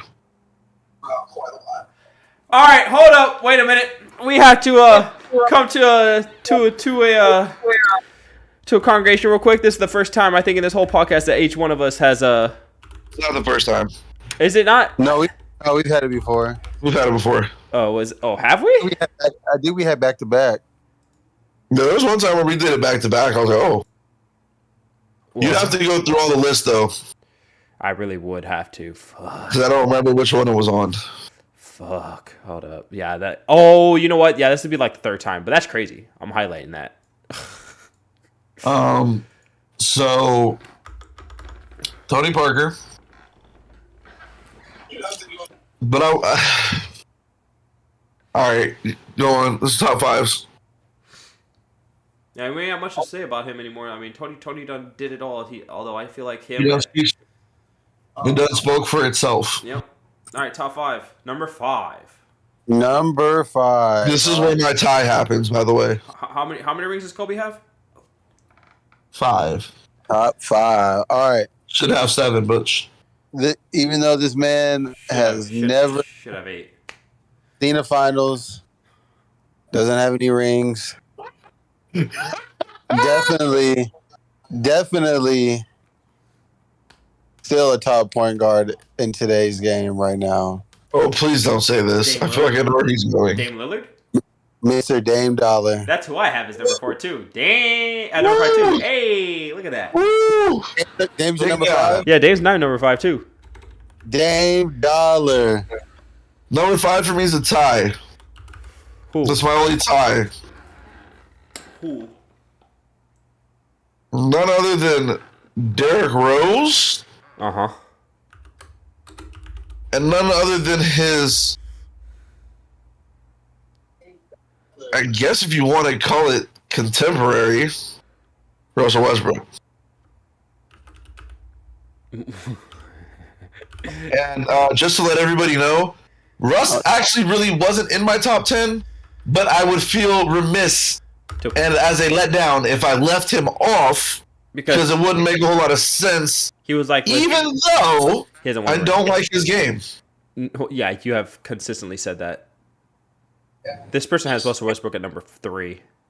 Look, empty stats, and when I say empty stats, ever since Westbrook became Mr. Ooh, I gotta get my triple-double on, he hasn't been anywhere in the playoffs. You know, when Russell Westbrook understood that he should get the ball, Kevin, when he stopped doing that, they imploded against the Warriors, and he never did anything after that. He hasn't done shit after that. Well, he won an MVP actually, but good for him. Congratulations. Where did? Okay, and you know who else has won MVP? Steph. You know who hasn't won an MVP? Chris Paul. And Chris Paul is my number 4. Damn. Low key, the fact that Chris Paul hasn't won an MVP is surprising. No, it's not, because the year that he was supposed to win an MVP, Kobe won his. That was a makeup call, as we call that in basketball. That was like, hey, we realized we probably should have given. Yeah, we probably should have given you. Kind of like 50, 40, 90 that year, so like, here it is. That's what happened. Kobe should have had the MVP a couple times though, but that's egregious. My number CP3. Okay, so let's talk about let's talk about it. CP3, you know, I got him at number 4. You know, another one of those players that ain't won a ring. Ain't never gonna win a ring. Like? Yeah, he probably will never win a ring. Do we like Chris Paul? No, I don't give a fuck about Chris Paul. But during the 2010s, he was definitely a dog. He was definitely supposed to be a Laker. I don't really want to get into that because that pisses me off. We don't talk about that dark day. You know what I'm saying? Because it was just completely legal. Like it was just stupid. What was legal? The trade that was supposed to go through? Yeah, it was completely legal. What they did, completely irresponsible and stupid. But legal, nonetheless. I didn't say anything about the legality of it. I just said it was completely irresponsible. Yeah, well. But during those 9 years, he made first team all defense 6 times.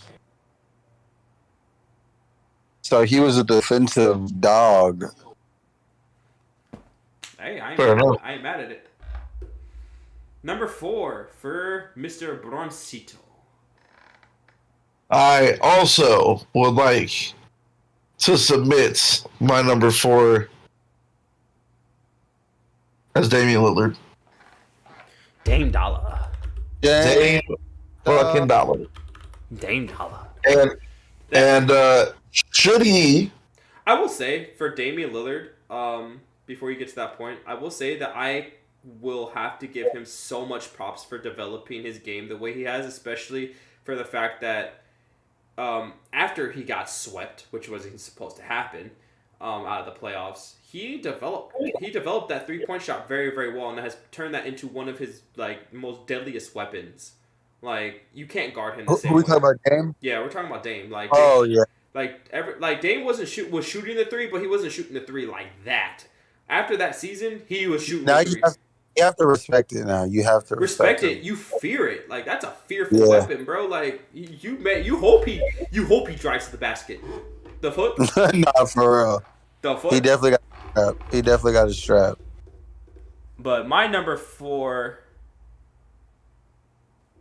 is your tie for number 5. Bronson is Russell Westbrook. Yeah, they're tied because of athleticism. Yeah, that's about it. But I felt like Russell Westbrook, like he's done a lot as far as like activity is concerned, but at the same time, like he hasn't I can't put him. He's definitely not top 3.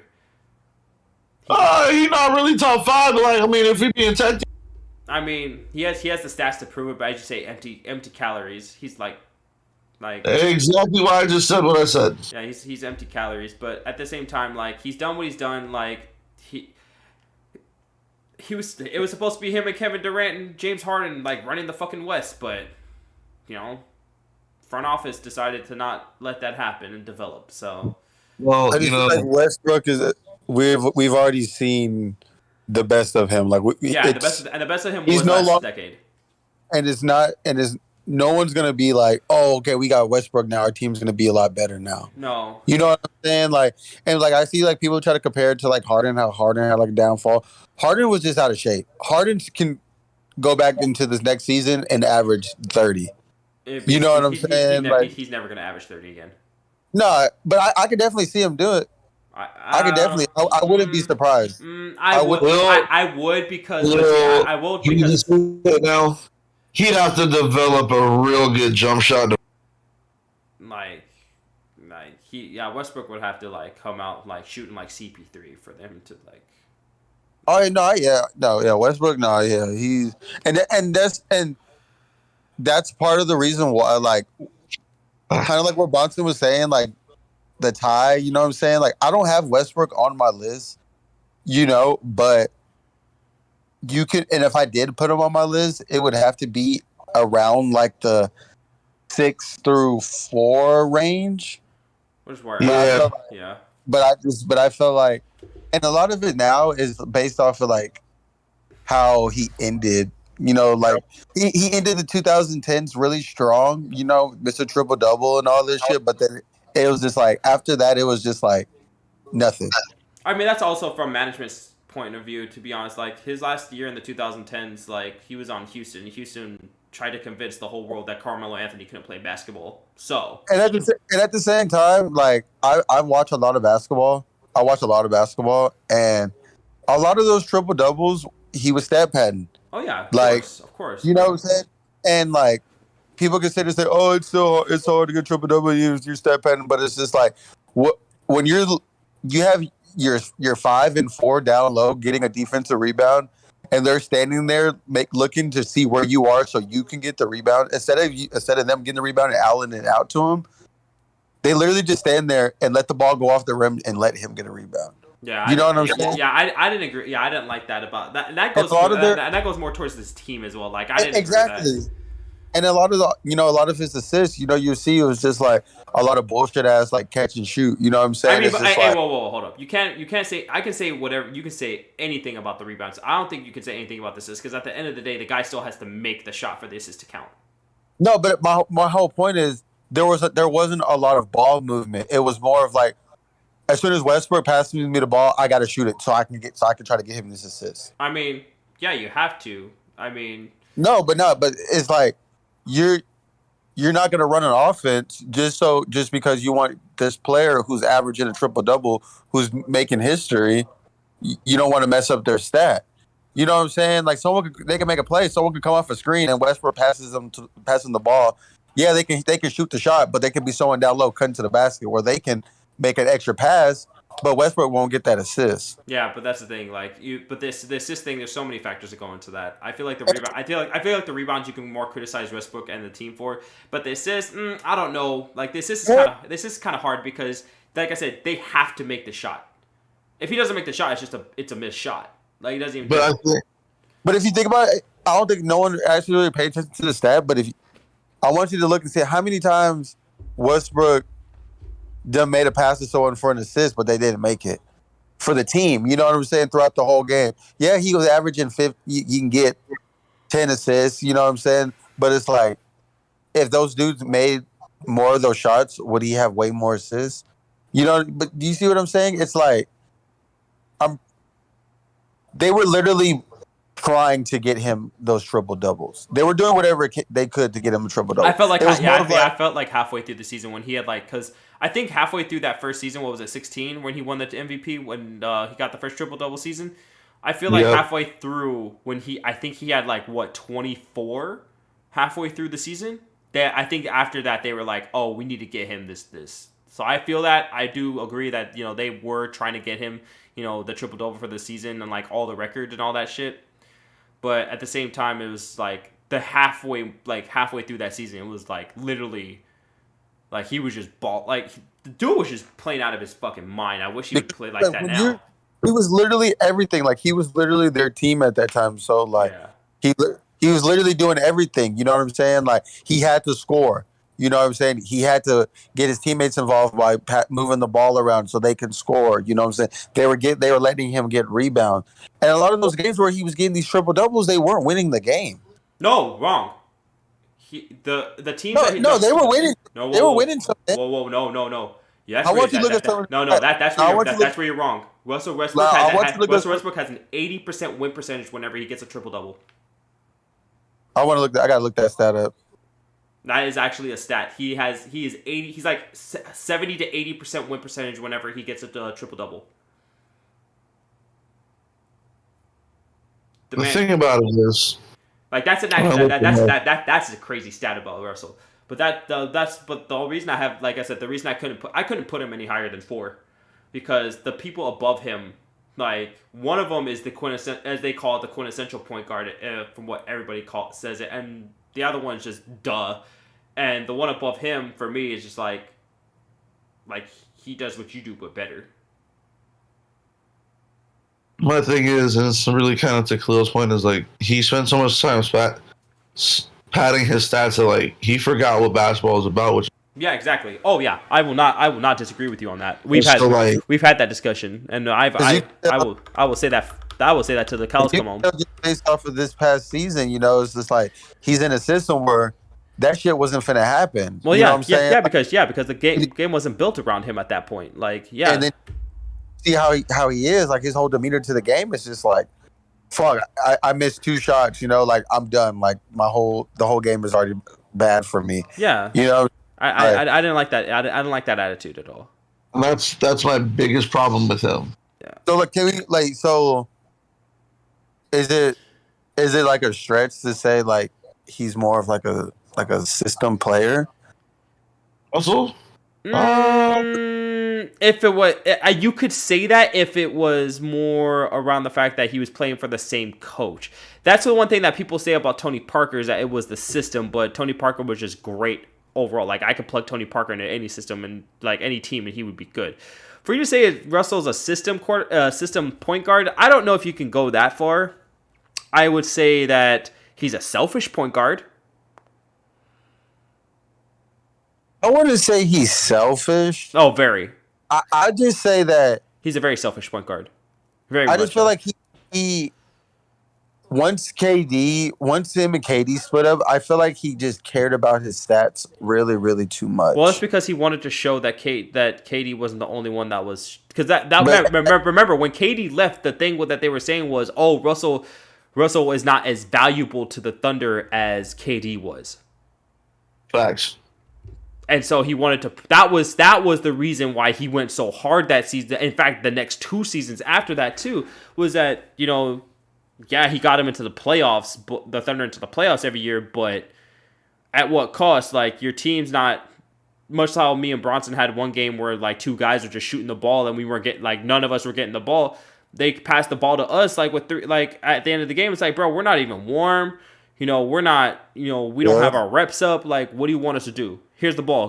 Go do what you were doing to begin with. That's why I say he's a selfish point guard. He does it to his own to his own value, not to up the value of other people, which is why I feel like the other three on my list, everybody on this list outside of maybe I want to say, actually no, I'm gonna say this: everybody outside this list is more of a selfless point guard than Russell Westbrook. Like regardless, I think Russell Westbrook is probably the most selfish point guard on here.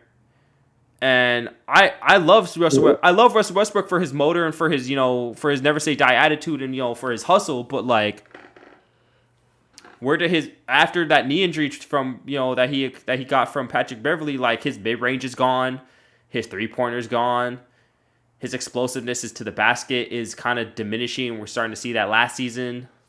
Okay, let me ask you this question. This is a question for both of you guys. If Westbrook and KD never played with each other in OKC, or they never were teammates, will Westbrook still be the same exact player he is now? No, he'd be a more polished player because he'd have to be, especially at the time that he got drafted. He'd have to be. So you don't think KD made Westbrook a better player? Oh, because I feel like the way Westbrook plays without KD, in their early years, I feel like Westbrook wouldn't have been. Westbrook was insanely athletic, and that was the thing that like. But think about it, there was a lot of point guards like that who are athletic. No, there weren't. No, there weren't. There was Derrick Rose. Bro, there's a lot of point guards out there that are athletic that can't shoot. That was always the downfall for athletic guards. They could never shoot. But they weren't athletic to his degree. And he couldn't. But then that was it. Like, you know what I'm saying? It was just that was his thing. The thing that he had he had over everybody else. Okay, like over the only person I like is his contemporary, and that is D Rose. The only thing that he had over D Rose was that mid range pull up J in transition. He could pull up that mid range for Russell Westbrook for the longest was automatic. Like you did not want him to come inside the 3-point line. The crazy part is we don't know what happened to it because all of a sudden that thing shut off like drought and like it was like inside the 3-point line there was nothing you could do with Russell Westbrook. Like if he pulled up from anywhere inside the 3-point line, it was money. But it's not now. It's not now, but like it used to, like back with the period that we're talking about, it was money. But that's also what drives me to say like he didn't. It's that kind of stuff that makes me say that like it's just like he just became about stats and it wasn't even about. Yeah, it wasn't about getting better. But I will say this to answer your question, Khalil. If he got drafted, let's see who. Okay, hold up. I have to see who would have drafted him. Hold on. I want to say he got drafted like the year after KD, right? 2, maybe 2. Brooke. Because Russ, I think, was part of their first draft class when they became Oklahoma. No, he was the last draft class. The way I look at it, he was last draft class of the Seahawks. Whenever KD came into OKC, everyone knew like he was going to be a star. Everyone expected KD to be a star. If he had gone to the Clippers, because the Clippers selected Eric Gordon. Okay, let's just say that. If he had gone to the Clippers in 2008, Chris Paul and him? Oh, shit, bro. Chris Paul and who? Could you imagine Chris Paul and Russell Westbrook on the same team, bro? But Westbrook would have had to develop a jump shot. No. Yes, he would have. No, he wouldn't. Because, why wouldn't he? Because here's why. It would have. They're gonna have two guards. They're gonna have two guards who don't shoot. No, it wouldn't have mattered. Because of think of who Chris Paul played with when he was on the Clippers. His two guards did not know how to shoot. Who do you have? He had Eric Gordon for a little bit, and that didn't work out because him and Eric Gordon took up. Eric Gordon can shoot. What are you talking about? Eric Gordon. No, I'm not taking Eric Gordon. Who was the other one? Who was that guy? He's on Bledsoe. He had Jamal Crawford. He had Jamal Crawford on that team. Jamal Crawford was a star. He's coming off the bench. Well, even to come off the bench, he was still a shooter. Yeah. But I'm just saying no. But who was their starting five? They had Blake Griffin. They had DeAndre Jordan. Oh, hold up. It was JJ. What do you mean, JJ? JJ Redick. JJ Redick was his starting too. Someone who could shoot. Yeah, a great shooter. Oh, that's a phenomenal shooter. that might be that's a top phenomenal shooter. That's top 20 right there, bro. What do you mean? From the best college in the world, Duke University. Go Blue You Devils. Go Blue Devils. go Blue Devils. Come on now, you know what I'm saying? The best out of all the blue bloods. Come on now. Yes, sir. I would just say if Russell Westbrook got like drafted by If he would have went to the Clippers, that would have been a disaster. no, it wouldn't have. I don't think it would have been. The clip, yeah, bro. It would have been a disaster, bro. Because look, you're gonna have Westbrook would have played the 2, and he can't shoot. What is he gonna get the ball and just put his head down like a running back and just go to the rim the whole time? Go for the best. I mean, I mean, Giannis. What? The little bit of jumper he had got shut off in California. Hey. Chris Paul is gonna give him like some of the best passes, and Westbrook's gonna stand there and be like, "Oh, this was from 25 feet. Nah, it's a little too far. Let me go ahead and scoot up a little bit. Let me go ahead and put my head draw foul." Oh no! I feel like if Westbrook didn't play with someone like KD, I feel like Westbrook wouldn't have been a big star. No, Westbrook would have been a big star because, dude, look at Derrick Rose. He would have been exactly what Derrick Rose, but for another team. No, hell no. Yeah, he would have. Derrick Rose was literally the star of his team. Derrick Rose was the first pick overall in that draft, There's no comparison between Derrick Rose and Westbrook because Derrick Rose literally was the best player on his team. If he got drafted by Minnesota instead of OJ Mayo, I think Russell Westbrook is a monster because he has Kevin Love on his team. Well, probably because they played college together. I mean, that would have been his best fit. Or Miami, I feel like, or Miami. If knowing what we know about Michael Beasley, it's sad. They would have fought. They would have fought each other. You know, if you draft Russell Westbrook instead of Michael Beasley, oh, bro, could you imagine Russell Westbrook and D Wade on the same? Oh my. But like, that's not shooting. They didn't need to shoot. Hey, they didn't need to shoot, and they were still threats in the East. Yeah, but you need to be able to shoot when it comes playoff time. That's part of the rest's problem. I mean, that only you have to remember shooting that like the way that they do now only became a thing after 2016. Like the way the league is set now, you need to have shooting. Like minus the fact the Warriors have the best shooter that we've ever seen ever. You know, that team. Literally, damn near everyone on the fucking Warriors can fucking shoot. Yeah, and that's the thing that like I think about when I watch basketball and I watch the Warriors. I'm like, damn, like literally everyone except like their fives can fucking shoot.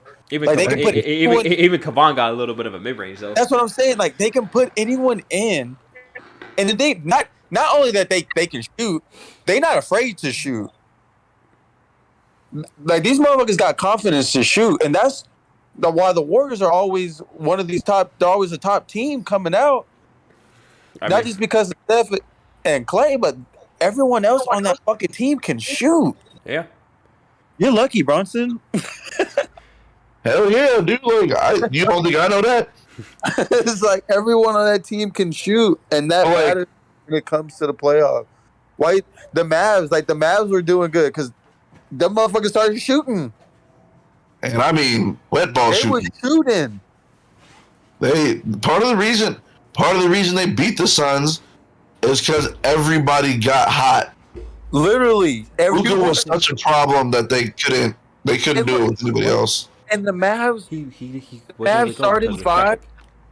The Mavs starting five, besides Luka, realistically is that's a role team. Them role players. They can just all shoot. If you want to be real, besides Luka and Jalen Brunson, he's gone. But there's teams where I put Jalen Brunson as coming off the bench. You know what I'm saying? Just because of how short he is. But I mean, he's a starter in New York with the Knicks. But I mean, that's not really the same. We're short. It's amazing. We call a 6'1" point guard short. It's amazing. Ain't that crazy? Ain't that crazy, Greg? That's wild, bro. Hey, that goes to. Hey, I was telling somebody the other day, today. So some chick, some 5'4" chick, called me short. I was like, "Excuse me." I'm telling you. But that's what I'm saying. Like the Mavs, bro. Like literally everyone on that team that starting five were pretty. They will be role players on any other. I feel like the Mavs. Anyways, so but check it this way though. There's such a premium on shooting, right? The ability just to be able to shoot from the outside. Like, Russ went from being what he was to this year on the Lakers because he doesn't have a jumper. The rest of his game doesn't work. Yep, exactly. And everybody just looks at him and is like, okay, well, if we pack the paint, what are you finna do? Shoot us out of the... Like, what are you gonna do? Shoot them to a win? Ha! Look, I promise you, if Steph Curry saw the same coverage as Russ did, Steph would be averaging 60 and he'd be canning 15 threes a game. Oh my God. With his eyes closed, Chase. He'd be doing stupid things. Like closing his eyes and saying, if I make this, you owe me $500K. Like Kobe did at the free throw line. But he'd be doing it from 30. All right. Like, back on track. We deviated a little bit there. All right. Number 3. This may be about Westbrook. Hold on, wait. It's not that much of a deviation. He's going to play for y'all this year, apparently. Wait. You have fun with that. No, I said we deviated from the topic. Oh, well, nah. Not really. We went off on a whole tangent. Like I'm gonna make this worse. Derrick Rose right now is a better jump shooter than Russell Westbrook. I mean, he's always been a better jump shooter than Russell Westbrook. But I wouldn't say always. Yeah, always. They were probably comparable at one point. Yeah, his first. Yeah. Derrick Rose's first 2 years in the league. Yeah, but right now, yeah, boy.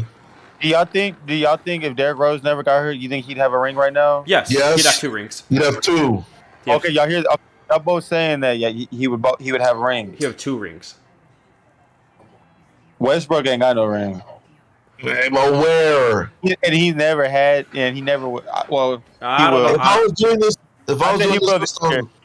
because he's still on our team. If I was doing this list based on point guards who won rings, Russ wouldn't be on it. No, Russ would not be on. Neither would Dame, though. Neither would D. Will. Neither would Kemba. Neither would John Wall. Hey now. What? Hey now. What? Hey now. What? Say something. What? It's facts. I'm gonna put Dame on there before I put Russ on there because at least Dame has ended some series with a jump shot. Yeah, but Russell Westbrook has been to the finals. Dame has not. Did he do anything in the finals? Yeah, he averaged 25. Yeah, with Kevin Durant. Hold on. I'm still waiting for Dame to get to the finals. Jordan? I'm still waiting for Dame to get to the finals. With Kevin Durant and James Harden? Hey, Kevin was only averaging 25 as well. He was averaging the same amount as Kevin. You don't see the problem in that? No, because Kobe and Shaq did it. The fuck? You don't see the problem in that? Hey, look here. Look. I'm gonna get into this. Look. I'm telling you right now. You take. That fired me up. Khalil, hear me out. You don't see a problem with Russ and Kevin Durant averaging the same amount of points, because I can tell you one thing. One of them's got to shoot like 30 shots to get there, and the other can do it on 12. Okay, cool. I'm not disagreeing with you. You can yell and scream all you want, but the thing of it is that the facts is the facts. Dame has yet to get past the Western Conference Finals. In fact, he's yet to get a win in the Western Conference Finals. We put Dame where Russ is, and I bet you that team wins the final. You know why? Dame's not an idiot. Not Dame's fault. That's Portland. Like, Portland just doesn't know how to fucking bring a star to their best player. I mean, is that not... Hold on, whoa. Is that not Dame's... Whoa. Is that not Dame's fault? He's had plethora of opportunities to say, I want to leave, and he won't. That is Dame's fault. But Kobe said the same shit. Kobe told them the same shit. Y'all motherfuckers are not... Dame ain't Kobe. But listen... But that's my point. That's my point. Dame ain't on the level like Kobe to sit there and tell my fucking owner, hey, I'm getting out of here. Dame obviously wants to stay in Portland. Dame also ain't on the skill level as Kobe, bro. But that's his point. That's Dame's not Kobe. Dame's not going to go to his owner and be like, you're going to trade me or you're going to get me a fucking team. I guarantee you, if Dame literally came up to the front office and said, no, like, I'm seriously about to leave. Like, fuck this. Like, I'm done. Like, I'm done. Portland probably be like, okay, that's just a chance we're gonna have to take. But we're gonna treat you like how Brooklyn did Kevin Durant, and we're gonna fucking make sure we get everything we possibly can from you, or you're gonna stay here. Hey, you know what? Kobe Bryant. Hey, you know what? He had the chance to not sign that extension, and he but did. You might as well if you want to be loyal.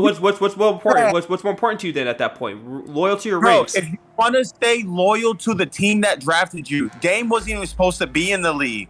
Okay, cool. But here's the thing. You can't compare. Hold on, bro. Hold on. The reason Kobe stayed is because he already had 3 rings. That is the difference between him and Dame.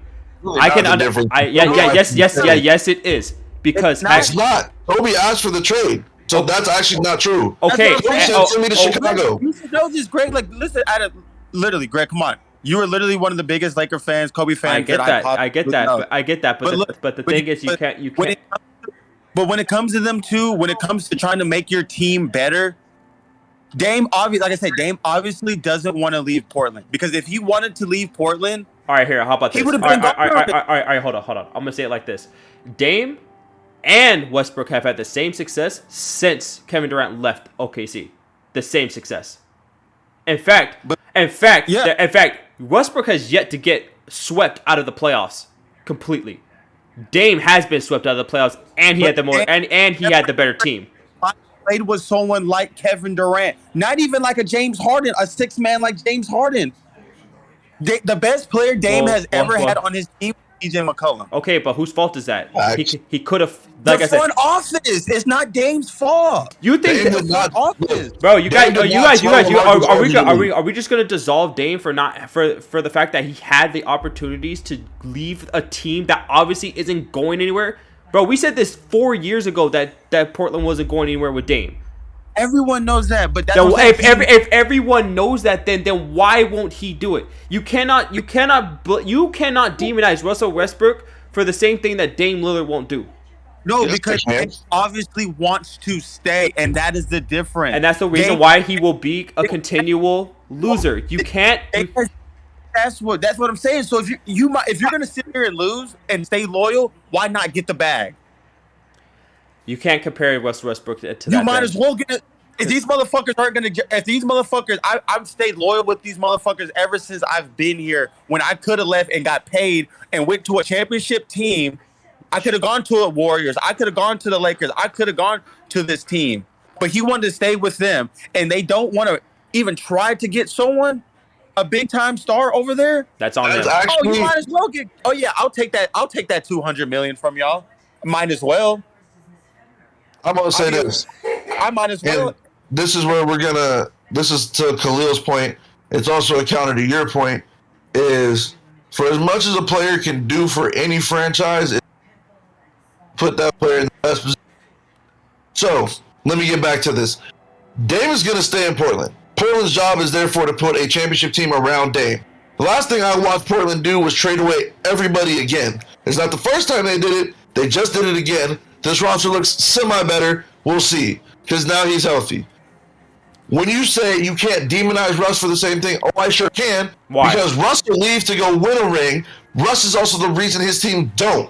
That's a bigger fault than not getting there. But Russ, but hold up. Russ is also one of the main reasons why they got to the championship in the first place. Bro, I guarantee Russ hasn't been to a championship since Kevin Durant left. So Dame hasn't been to a championship ever. Russ hasn't been to a championship. And Dame's a better. Okay. If you put them on equivalent teams with equivalent talent, Dame is going further than Russ because he's already proved it. If you gave Dame a guy like Kevin Durant, I even give him James Harden. They're in the finals. That is not a disputable point. Because he's gone to a Western Conference Finals without that talent. Russell has not. But the facts is facts. Russ still has the same success as Dame in the playoffs, even without Kevin Durant. He doesn't. Really? You're like, Dame's being swept. Last I checked, Russ hasn't been that far since Kevin left. Okay. So if you like I said, Russ hasn't made it out the second round. It's never been Dame's fault why their team didn't win a series in the playoffs. That sweep was definitely his fault. And how? Look, to the Warriors? No, to the not to the Warriors. To the Pelicans. You're wilding right now. To the Pelicans. A Pelicans team with Drew Holiday, Rajon Rondo, and we didn't think Cousins. We're gonna hold that. Look. Yeah, we are. Because were they not the better team? Nope. Portland was definitely not the better team. I just told you 4 reasons why they weren't. I don't understand what you're talking about. They were. Think about it, bro. But Portland is their front office. Huh? Wasn't Portland the number 3 team in the West at that point? Last time you and I have both stated that does not matter for anything because Golden State was also the 3rd seed this past year. Yeah, but hadn't they had a winning record against New Orleans the whole season? How were they not the better team? Well, the Celtics had a better. The Celtics beat us both times last year. I don't understand what you're talking about. That's because Steph was hurt. They hurt Steph, and Steph didn't play the next game that they played him because he was still hurt. So they weren't better. So next topic. Okay, Portland was better than us when we swept them out of the. No, the fuck they weren't. They beat us 3-1. So to your point, that would. Did Steph play those games? Yes. Were they fully healthy? I don't think so. Hey, I know this sounds random. We do lose when Steph plays sometimes. I know that sounds real crazy right now. We do. We're still not. Look, I'm gonna say this right now. There's nothing that can change my mind. Russell Westbrook was far more valuable to me during this time. Can't even get on that with you. You can say whatever. I said that's crazy to me. It's just, I mean that's your opinion. I mean, I have to respect it, obviously. I mean, without Russell, I mean, look at it this way. Without Russell Westbrook, I don't think we even talk about the Thunder ever. Yeah, I do. What? You know why? I don't think because so. They have Kevin Durant. No. I'm talking after Kevin. That's the point. Okay, after Kevin Durant leaves, no, we don't talk about. I promise you, if Russ never went to Oklahoma City, Kevin and James Harden would still be in Oklahoma City. Dead ass. I don't know about that. That's not questionable. Kevin Durant would still be in Oklahoma City. Oregon beat BYU. Russ and him were never going to win anything. Can't get out of it. Period. End of discussion. You and I have both had this discussion. We both agreed, Chase. You can't put up 25 shots to score the same amount of points as Kevin Durant when Kevin does it on 12. You're being an idiot. You're not even playing basketball. You're stat padding. You're tripping. And you and I both said it. Okay, yes, that's true. And they both choked off against Golden State. I said, but if I was to blame anybody for it, it's Russ. You agreed. Why? Because Russ doesn't get out of his own way. And wait a minute. Hold on. We're not going to even go into the point that Dame significantly shrinks during the playoffs. Are we? Dame significantly shrinks, and he's been to Western Conference Finals with less talent than Russ has ever had on a team. The Portland Trailblazers don't have nobody. Look, Dame literally would average damn near 30 points a fucking season because he has to. But he doesn't. How many points did Dame average when he's healthy? Like 25, 26, 27? I don't think Dame's ever come close to 27. I think Dame hovers around 25 probably his whole career. Probably 26. Maybe for like a career stat. Let me see. I don't think Dame's gotten over 28, 27, 28. Russ, we know, has gone over 30 twice. Yeah, averaging fucking 30 shots a fucking game, 40 shots a game. So, to your point about adding value, you can get a triple-double, and that might be your way of adding. Doesn't add up to not really all that valuable. You're just being an individual player in a team. Congratulations, you're now Roger Federer. You play an individual sport with a team. So listen. So 2015, Dame averaged 25. 2016, he'd averaged 27. 2017, he averaged 27. 18, 26. 2019, he'd averaged 30. When did he average 30? He averaged 30 and 20. Oh, was that the short? That was the pandemic season, right? 19. It doesn't matter. He still averaged 30. I'm saying that was the pandemic season. I remember that. I think so. Yeah, in 2021. So not this past season, but the season before, he averaged 29. Okay. So he's up there. So we can't say Russ is just Dame hooping. Dame averaged 30 points and 8 assists. I mean, Dame's always been a better passer than Westbrook. I'm just gonna say that. Oh, rip. No, it's not that he's a better passer. He's not hunting a triple-double. But I'm not saying you, Greg. I'm not saying you when I say this. So don't think I'm talking about you. But I'm saying people hate on Dame. People will try to say Westbrook's better on Dame. No, I'm not saying you are. That's what I said. I'm not talking about you. I'm just saying in general. People hate on Dame, and people will try to say Westbrook is a better player than Dame just because Dame has never made it to the finals or anything like that. But you have to understand that will be a legitimate argument if he never goes. But then the argument, the counter argument can be well, shit. Westbrook had Kevin Durant. He had the fucking a top 3 player on his fucking team. I mean, okay. Here's the thing. Because I guarantee you, they don't say anything about Charles Barkley going to the finals ever and not winning ever again. But they still talk about the fact that he went. There are not many players that went to the finals. There's a lot of players that have been to the finals, bro. Yeah, there's actually a lot of players that have been to the finals. Think about it. You got 2 teams that go every year that are 16 deep, so you got 32 players a year. I guarantee you put motherfucking Kevin Durant on Portland right now. What Dame? That's out. They gonna be seeing the Warriors in the Western Conference Finals. Yes. And it's gonna be a dogfight. I guarantee you. But even then, I still don't see them beating the Warriors. They probably won't. Depends. I don't see any team. I don't even see us Lakers beating the fucking Warriors. And I'm not. Do I see Brooklyn beating them? No. Not. Brooklyn, because those motherfuckers they're gonna have too much fucking trouble. They're gonna get too selfish in the late game, and they're gonna fuck up. No, it's not even Jet. I would just put it like this: there's not a team in the NBA right now, currently rostered, that can play us in firepower and defense. You lose one side of the ball regardless. Yep. So, as back to my point is, and it's something that I've actually heard other NBA players sentiment-wise, namely Vince Carter. I'm trying to get us back on track. We deviated so much in this. It's not that much of a deviation because the top 3 is clearly Lillard, CP3, and Steph. Oh, I don't know about that. You put Lillard at 4. So who's your 3rd? All right. Well, then go and get you some sleep, man. Go get you some rest. Fucked as up. Long as you fucked up, and y'all fucked up because y'all left Kyrie off then at that point. No, I didn't. No, I didn't. My third is D Rose. Hold up. So that's crazy.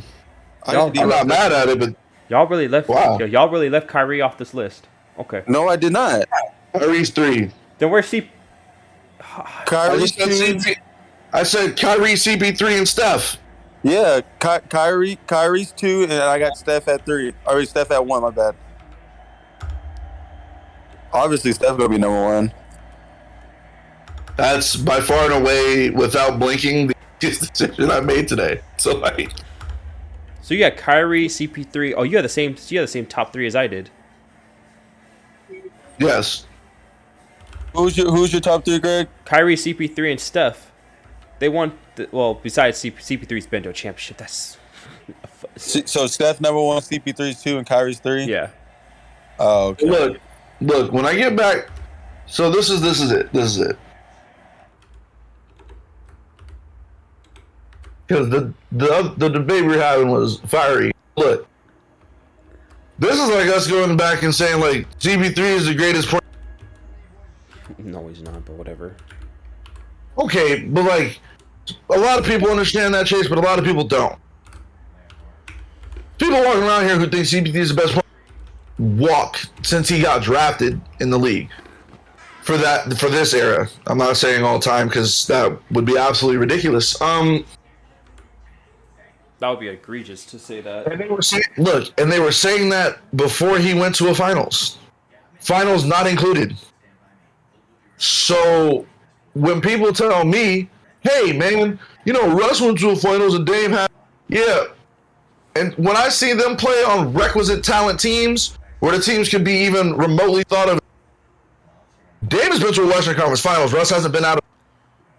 By the way, Russ wasn't out of the second round when he again. You keep on cutting out. No. Sorry, can you hear me? Yeah.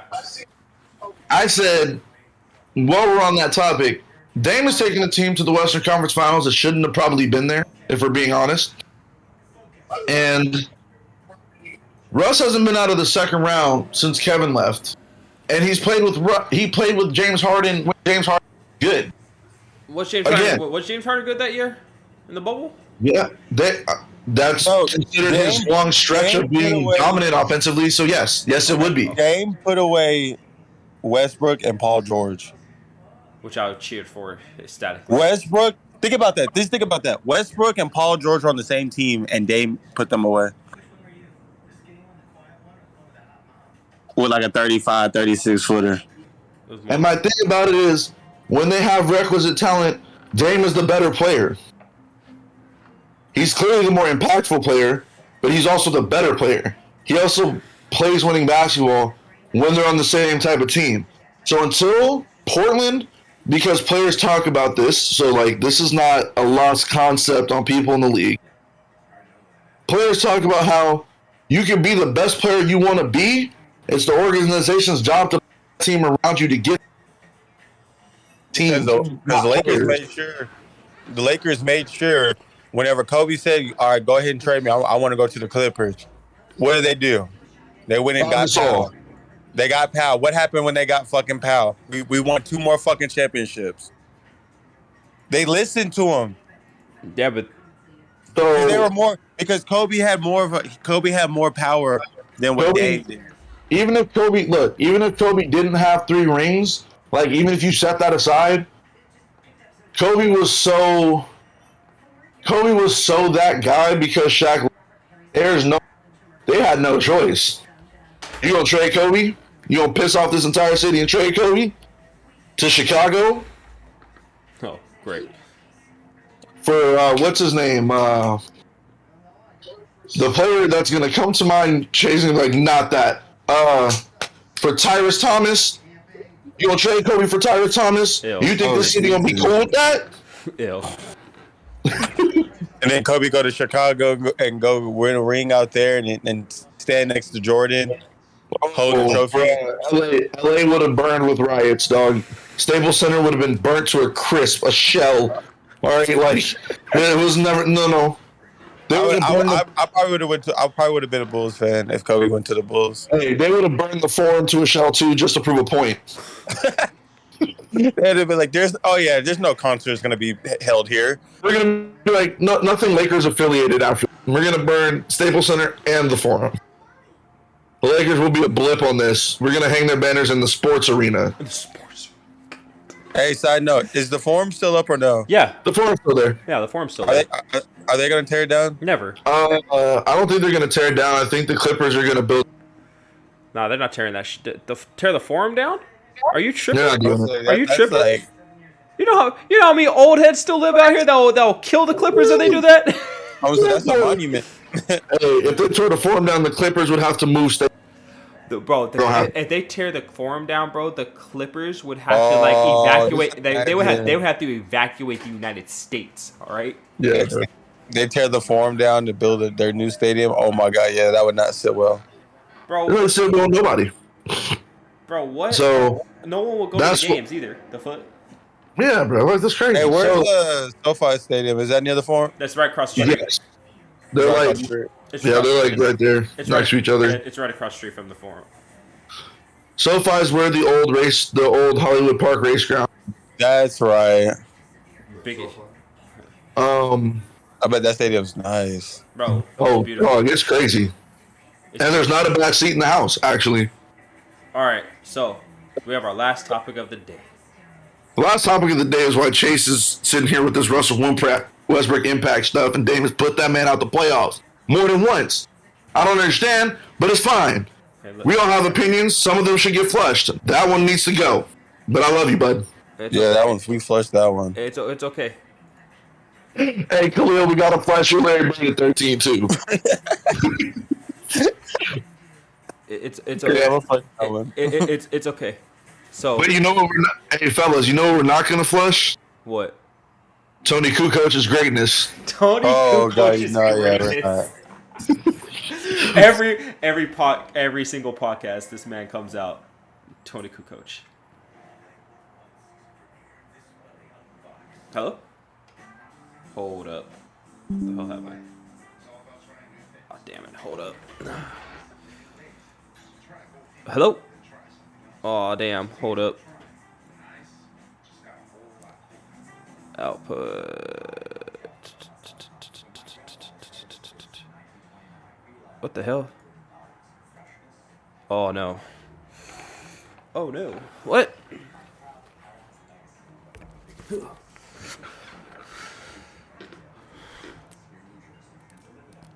I'm confused. What just happened? Oh no, we are experiencing some technical difficulties. This is unfortunate. Hold up. Hold on. What? Why did my headphones just disconnect off my computer? I am so confused. They disconnected because you said Westbrook is a more impactful player than Dame. Nope, that's not it.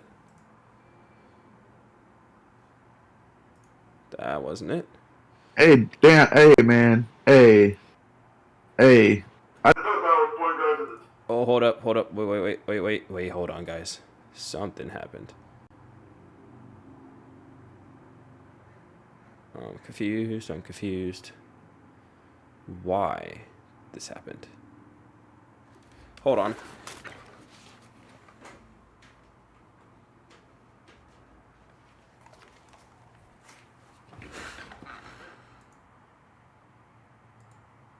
There it is. That's bad fucking funny. Sorry about that. I don't know why my headphones decided they wanted to disconnect from the whole computer, even though they're plugged in. Hey, we boys, so I got to tell you this. Khalil just came for your basketball game. Why? Before we get into that. Why? Before we get into that, I just want to let you know that... Wait. He said Larry Bird was the 13th best player of all time. I don't want to hear it. Yeah, but he also just said that you modeled your game after Tony Parker. No, I said Charles Oakley. Charles Oakley. Oh, wow. I love to see Look here, Michael Gilchrist. Wow, that's disrespectful. And it's crazy, bro, because I know for a fact. Hey, even today, how the hell did he shoot like this, bro? We don't know, and that's why I just said that what you said is disrespectful. Because I know Khalil's jumper does not look like that. Not at all. Not at all. My jump shot is sweet. Not at all. I can't believe you just called him Michael K. Gilchrist. He called me Charles Oakley. Fuck you. That's about as equally disrespectful. Fuck right? No, for real. You might have got me worse. That's nasty, Michael Kidd Gilchrist. Yo, I can't believe he was like, bro. He was highly drafted too. He was the number 2 draft pick, bro. Damn. Dad. Yeah, Michael, you remember Michael Kidd Gilchrist? You know who that is? Oh, damn. My dad just had a conniption. Never mind. I'm not even going to say anymore. That's crazy, bro. Michael Kidd Gilchrist. We're not going to talk. We don't speak of that, man. Yeah, that's one of the players who went to Kentucky and thought he was a shit. Bro, he was just super athletic. And that's like a lot of these motherfuckers are. Bro, that's the thing about college basketball now. You know what I'm saying? It's just like Zion's like the only super athletic guy that like can actually keep up with NBA like players. Like that's but he's keeping up on physicality alone. Exactly, that's what I'm saying. Like he's physical enough to like. Giannis is the same way. But Giannis is 6'11", like 7 foot, bro. Like yeah, but like Giannis is keeping up. Giannis is playing on pure physical ability. Like Giannis doesn't make reads, B. No, he don't. If Zion was 6'10", 6'11", he'd be the MVP every year. Shit, me.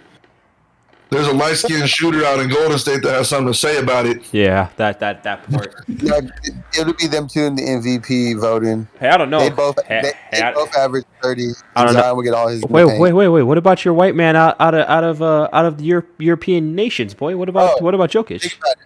Bro, Zion was averaging 27 when he was playing. He's 6'6". In the paint. In the paint. And Zion was 6'10". 6'11". We're gonna see just how long that Zion shit. Yeah, we're gonna see. All right, so the last one for today. Oh yeah, no, go ahead, say it. Bring that topic up so I can say what I gotta say and leave. I'm running. So we got two teams, and me and Bronson had to like really talk about this because there was like there's not really two teams like all time championship teams that like really like can match up with each other because of one, the time periods and all that shit, change of like pace of possessions and all that stuff. But we came down to two. Only two.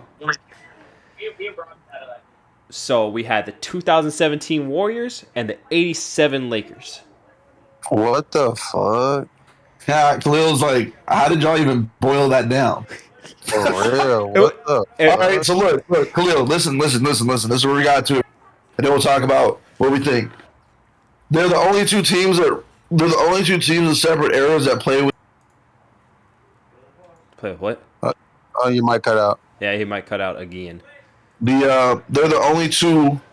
They're the only two teams that really play at that pace. Because if you put the rules, the same rules, same like hand checking, all that stuff, they play at the exact same pace of points. It's actually kind of insane that when we looked it up, we were like, wait, what? Because if you put any of the new Warriors teams, and I mean any of the championship winners. So which one? You talking about 2017, 2018 Warriors? Yeah, or 16? 17, 18. The ones that went 16 and 1. The ones that went 16. One? Yeah, in the final? Yeah, the ones that went 16 and 1 playoffs, yeah. That team is disgusting, by the way. The one that swept the Cavs? Yeah. No. They won. They lost one against the Cavs. That was 16. So we're talking about 2016, 2017. Yeah, 2016. Yes. So because that was a Tillman swept the Cavs. Or his Kevin Durant's first year. Yeah, Kevin Durant's first year, the one that he went completely insane on. Nick Wright was like, Kevin Durant doesn't make the Warriors better. In fact, he makes them worse. Head ass. Kevin Durant literally made that Warriors team even more unstoppable. They made them unstoppable. Even more unstoppable.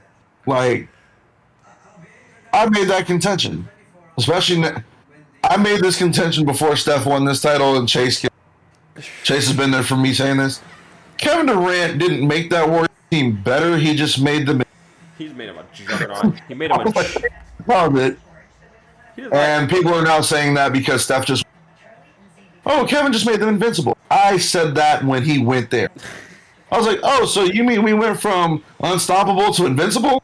I was like, now we're definitely not losing shit. Like, that's out. It's the fact that they're already the favorites to win the finals, and then you get Kevin Durant on your team. It's just like, what? Hey, what was great was the fact that, like, every single reporter was like, oh, this makes them unbeatable, except for one. Like, Nick Wright was literally on, like, nah, the Cleveland Cavaliers got this. They beat him in 6. I was like, they might not even make it to a 6-game series the other way. What do you mean? I said it, and I stood by it, because we went to Buffalo Wild Wings for pretty entire series. Every time I walked in there, everybody's like, go Cavs. I was like, you all are taking an L tonight. It's fine. I was like, anybody want to bet beer, wings? I'm taking it all right now. This dude was like, you're real confident. I was like, I don't know if you've seen our starting lineup, sir. So, do you want to bet something? Are we taking beer, money, wings? What are we taking? Shit. So like literally the only two teams, like I feel like that would be the best matchup because you can't put the 96 Bulls up against the Warriors from 2000. No, they beat them on pace. Pace alone. They just run. Mike would average 40 and everybody else would average single digits and the Warriors win by 30 every game.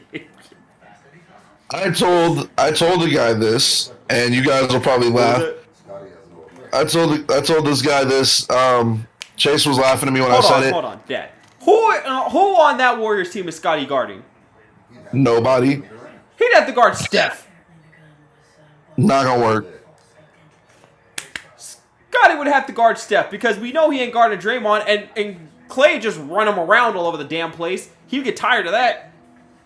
Kevin Durant, you think Kevin Durant pull up from 35 in Scotty's face and be like, Scotty would see that one time and be like, hey, you know what? I'm gonna go guard the little guy. I'm gonna go guard the point guard.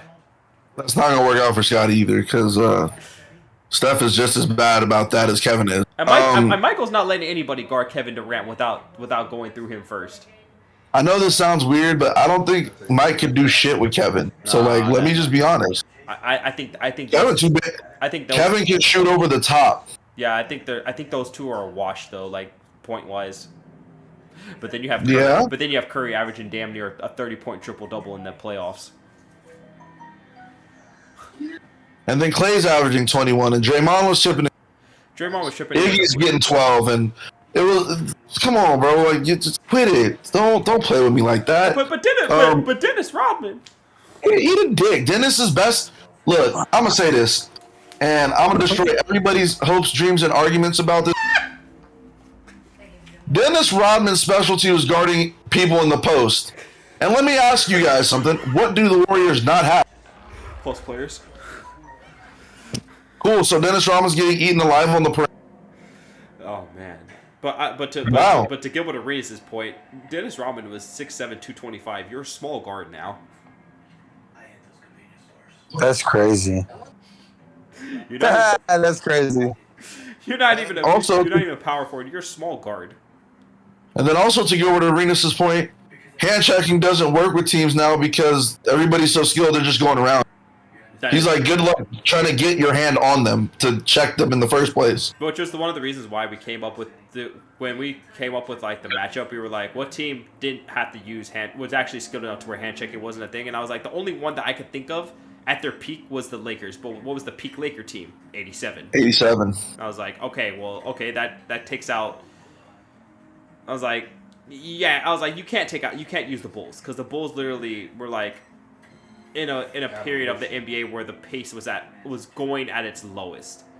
To which it, Kobe's 06 season was actually the lowest pace for the NBA ever. Which makes that 35 points per game kind of absurdly ridiculous because he was at like scoring 37% of the team's points. Yeah. So here's the other thing. Chase and I were talking about this. You can't run the Warriors teams against any Bulls team because the Bulls team would collapse from the fact that they smoke cigars and shit before the game. So their lungs would actually automatically drop out of their asses around with kids for about 12 minutes and a quarter. Like, Mike was in shape, but he's not in that shape. He's not going to chase Klay Thompson around for 7 miles in a game and when he's smoking cigars and drinking scotch before the game starts. But what are they gonna do with Duckworth though? Jump off a bridge. But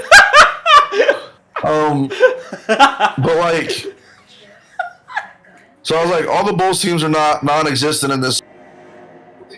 The Warriors are gonna run them off the floor literally. Yeah, so the only team that we could really think of, like especially modern team when we consider modern NBA, was like any team from the 80s on. The only team that really gives the 17 Warriors a little bit of a any problem is literally the 1987 Lakers because they were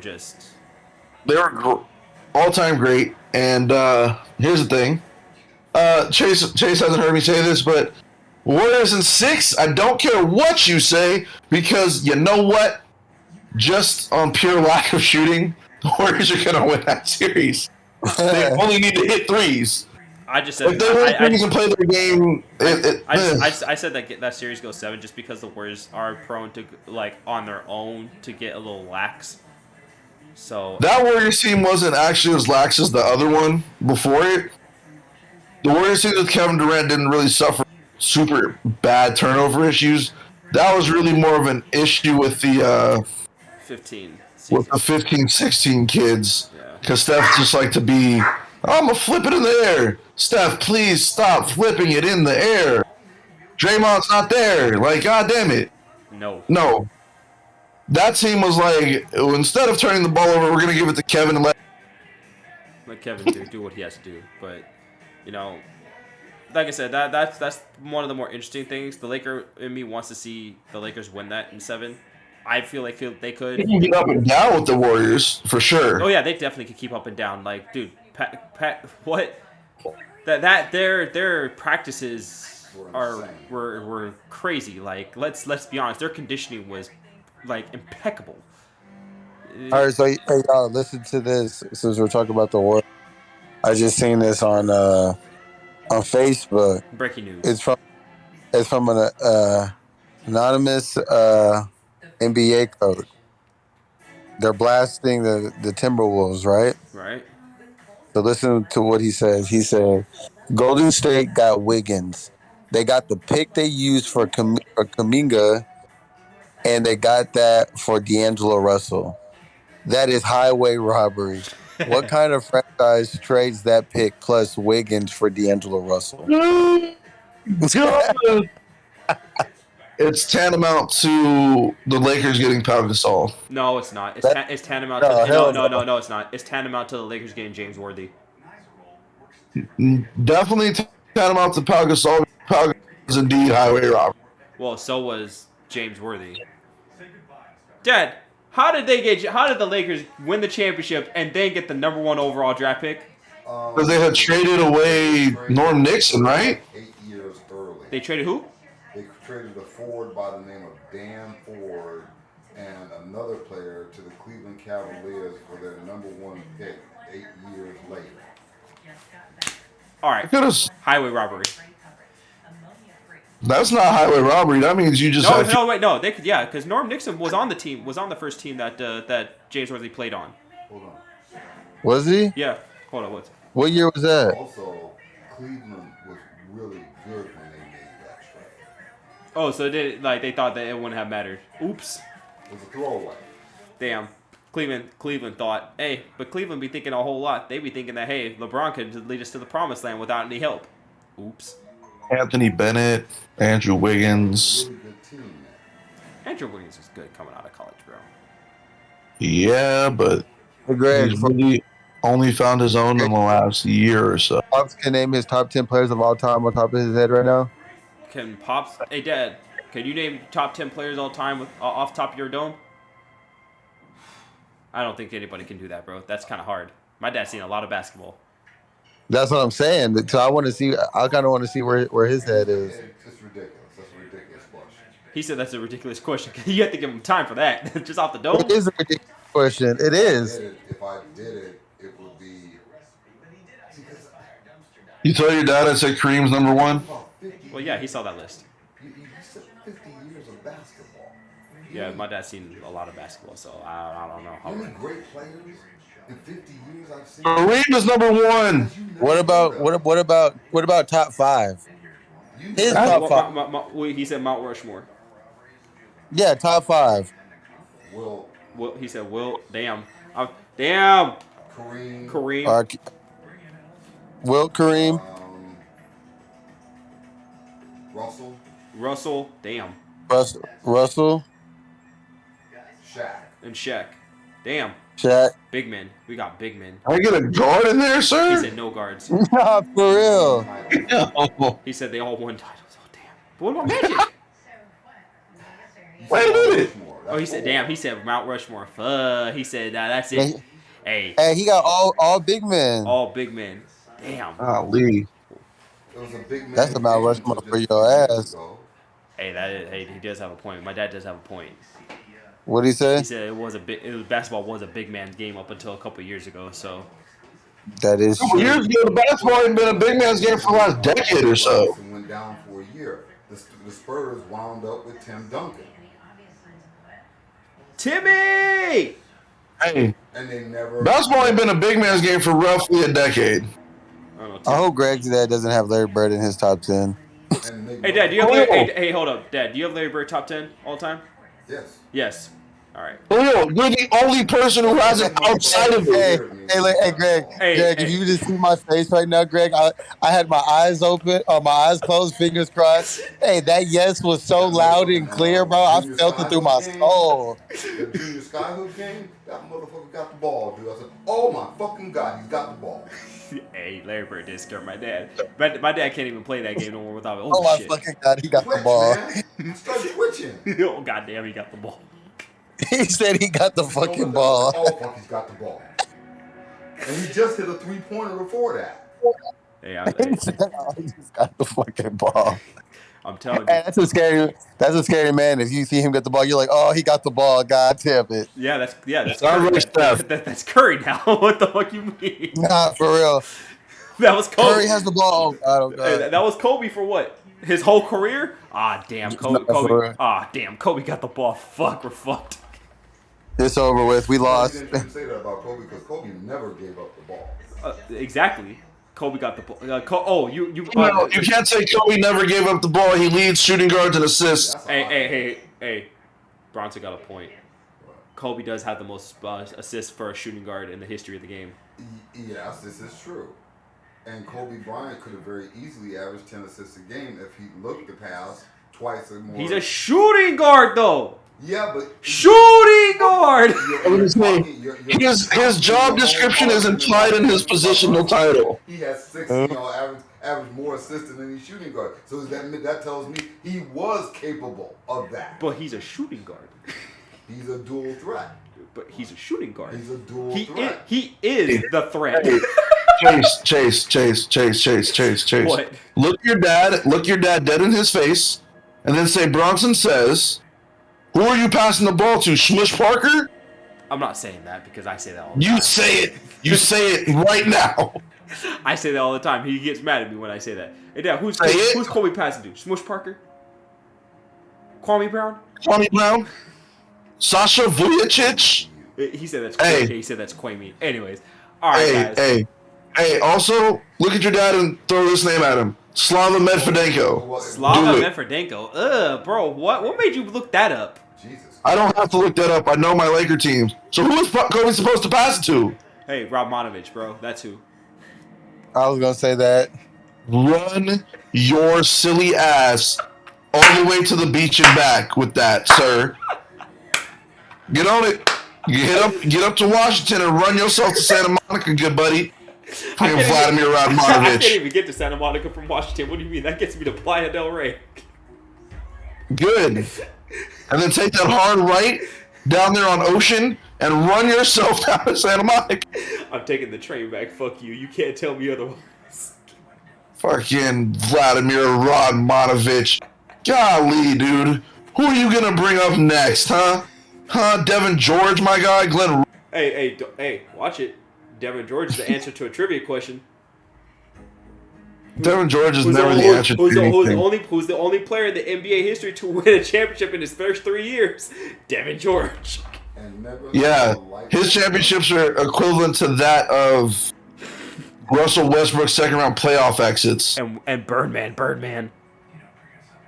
Hey, old boy, he won 2 in a row. Who? He won. Patrick McCaw. Yeah. Patrick McCaw won. He won with the Warriors and in Toronto. You know, and if he had to chase the bag, he would have won. He could have won. He could have won 3. Shit. But hey, shit happens. All right, guys. That's it for this week. Oh, the Warriors beat the 87 Lakers in 6. I don't want to hear it. I think the 87 Lakers win in 7. Because who the fuck is guarding Cap? Yeah, who the fuck is guarding Kevin Durant? Cap's dropping 37. Kevin Durant's dropping. Wait, 87. Isn't that the year that Cap won his final MVP in the finals? Probably. Sounds about right. He was 37, right? Yeah. He's the oldest person to win a finals MVP. Hey, Khalil, we gonna see if 37-year-old Cap will keep up with young dudes. Up the score. Hey, Cap was running and gunning with his squad. What do you mean? Indeed, but they run different, my dude. You know that. Oh well. Oops. He didn't have to. What did he say? He was their, shall I say, fallback if the offense broke down. Who? Kareem. Oh yeah, well of course, yeah. When the man has the most unstoppable shot in the history of mankind. He was the fallback, Hey, we ain't got nothing open. Give it to Kareem. There you go. Hey, Khalil gonna laugh at me when I say this though. Let's adjust the entire Warriors squad points per game to that era of basketball. It probably no deal is. But wasn't it? It was equivalent. It's not equivalent. The pace was equivalent. Yeah, the pace was. The pace is the weight of points is not. Meaning, Cap gonna get his 40. Kevin Durant gonna get his 67. And we're all gonna be like, wait a minute. 67. You're outrageous. You're being outrageous. KD's going off because there's not like Cap. There's nothing nobody over there. I don't know about that, bro. I don't know. KD may go off for 30. I do because I don't know about that. Hey, I got you. And when that Lakers team sees those two young light skinned brothers launching 30 foot because they can, don't even have to touch the defense. They're gonna be like, "Excuse me, we gotta go get those two." Ugh. All right, guys. All good things must come to an end. Come to an end. Man, I gotta get a questionable decision on one of these top lists. It's coming though. Next week though, who's got the would you rather? Because Bronson had it this week for the impromptu. I didn't have it this week. I impromptu that one. Wait, no, yeah, wait. I thought we have one on there for this week. We didn't do it. Yeah, we did. We did the Rudy Gobert. That was impromptu though. I was just like, let's do one to see where we land with this for real. The one I had scheduled was for AD. Let's do that one. Run it. All right. Run it. All right. Would you rather AD? We're gonna go prime time. All right. Ready? All right. Prime time. All right. Would you rather AD? We're talking prime time. Chris Webber. Prime time. Anthony. Wait, prime? In their primes? Yeah, in their primes. That's a good one. Anthony Davis. Anthony Davis by a smidge. By a smidge? By a smidge. Okay. I'm not even, it was crazy. I'm never going to say the one that everyone's like, oh, Anthony Davis is him on steroids. I'm never going to say that one. All right. Anthony. Who is it? Anthony Davis all day. Chris Webber, because Chris Webber timeouts himself out of existence. Anyways. Absolutely unfair. This isn't Karl Malone. We don't issue unfair regulations. Speaking of which, Karl Malone. Anthony Davis clears. Anthony Davis, whenever he was in high school. Before his growth spurt. Whenever he Before he got his first offer to Kentucky. Before the McDonald's All-American game. He said 6'2" Anthony Davis clears. Next player. He said 6 foot. All right, Anthony Davis or Pau Gasol? Pau Gasol clears. Yeah, it clears for sure. Pau Gasol clears. Okay. You don't think if we put Anthony Davis on, we trade him off, that they still win the rings? They might win the rings, but he ain't Pau. But he ain't Pau. Okay. Dwight Howard would bully Davis. That Dwight Howard would bully him. I'm gonna be dead ass. Dwight gonna have that man scared to get around the rim, like he already isn't. So let's be honest here. I want to say that Anthony Davis is scared to be around the rim. It's just he's scared. He's scared to be around the rim, Chase. Him and Karl Anthony Towns. Okay. All right. Whatever. Okay, whatever. Anthony Davis was content to shoot 19% from 3 this year instead of getting to. Somebody try to argue with me. I wish you would. I'll wait. Okay, we're talking primes. All right. Anthony Davis or KG? KG. KG? You don't sound too sure about that one. In their primes, yes. In their primes? KG's giving AD the business in his prime. In his prime, yes. I feel like AD is like a pure scorer, better scorer. But KG can score like how the way AD can, and plus he's gonna be better on the defensive side, and he dark skinned. I'm not giving Khalil the last point. I just want everybody to know that. He's dark skinned, bro. Who'd you rather be afraid of? If AD yelled in your face, you'd be like, boy, you sit your ass down. If KG yelled in your face, you're gonna be like, oh shit. All right. Timeout. If KG yells at me, I'm gonna piss myself on the floor, but I'm not gonna leave the game. Exactly. If AD yells at me, I'm gonna step on his big toe and end his season. There it is. Pure and simple. All right. I'm gonna mash his big toe. All right. Get this shit. Okay. Oh, you heard? All right. You heard? AD, or Charles Barkley? Charles Barkley clears. I'm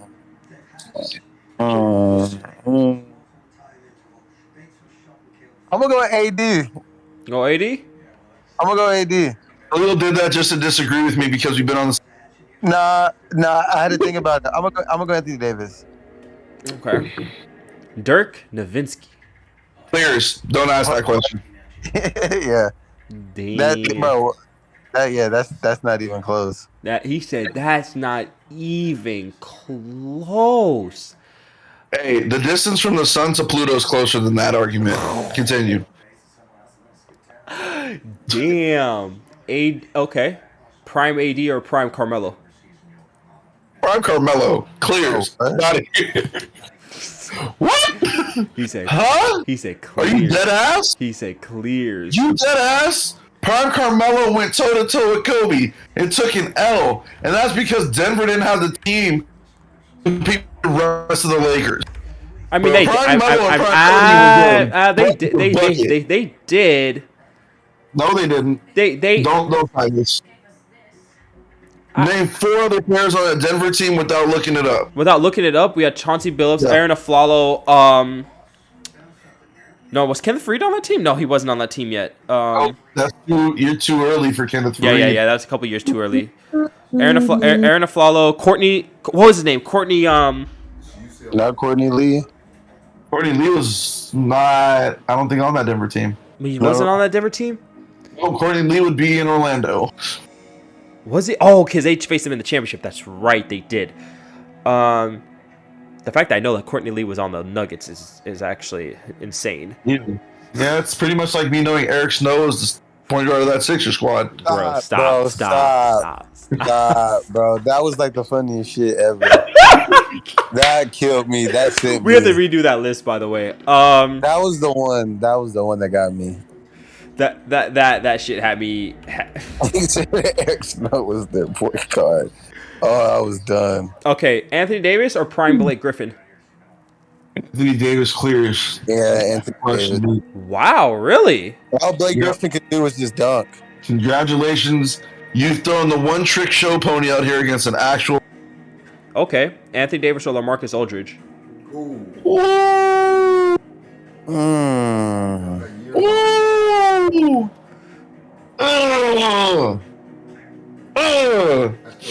I'm gonna go LaMarcus Aldridge because I feel like their play style was similar, but I feel like Aldridge will last. He's lasting longer.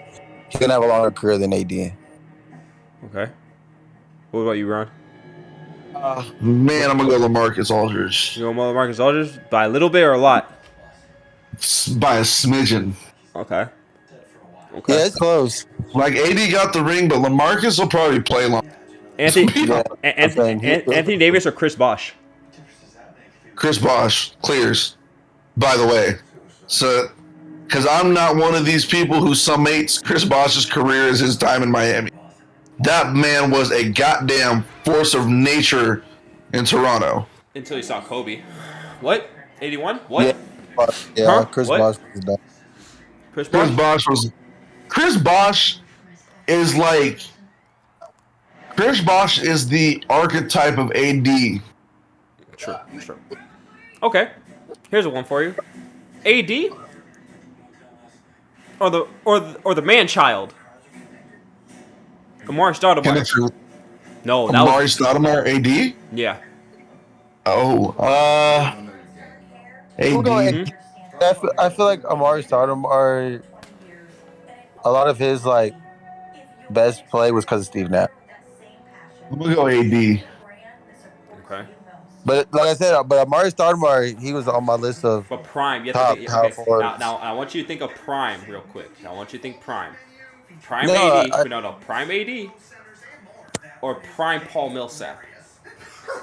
Woo, boy! My dad's laughing. Paul Millsap was a dog. I really want to give that to Paul. I'm still gonna go AD. I'm gonna go Paul, bro. I would have really rather have Paul Millsap, if we're being honest. That is a good one. All right. Hey, I got one for you, It's kind of hard because like AD, like I can say he clears a lot of players, but like I'll give him like a +1 over a lot of players because you. All right. AD or Carlos Boozer? AD. Yeah, Carlos Boozer. That's a funny name. He was a Laker. I don't want to hear it. Nah, for real. He's a Blue Devil first. You know what I'm saying? Come on now. All right, last one. Hey, last one. AD or Zebo? Zach Randolph. All day, every day. Huh? No, absolutely not. Zebo. Now we talk about dogs. Like I said about KG. Now Zebo's the dog.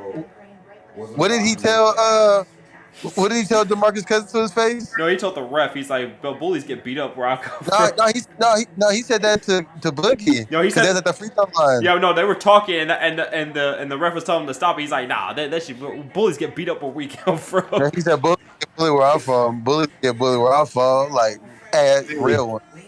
Hey, DeMarcus Cousins tells a story of Zebo giving him like 30 and 20.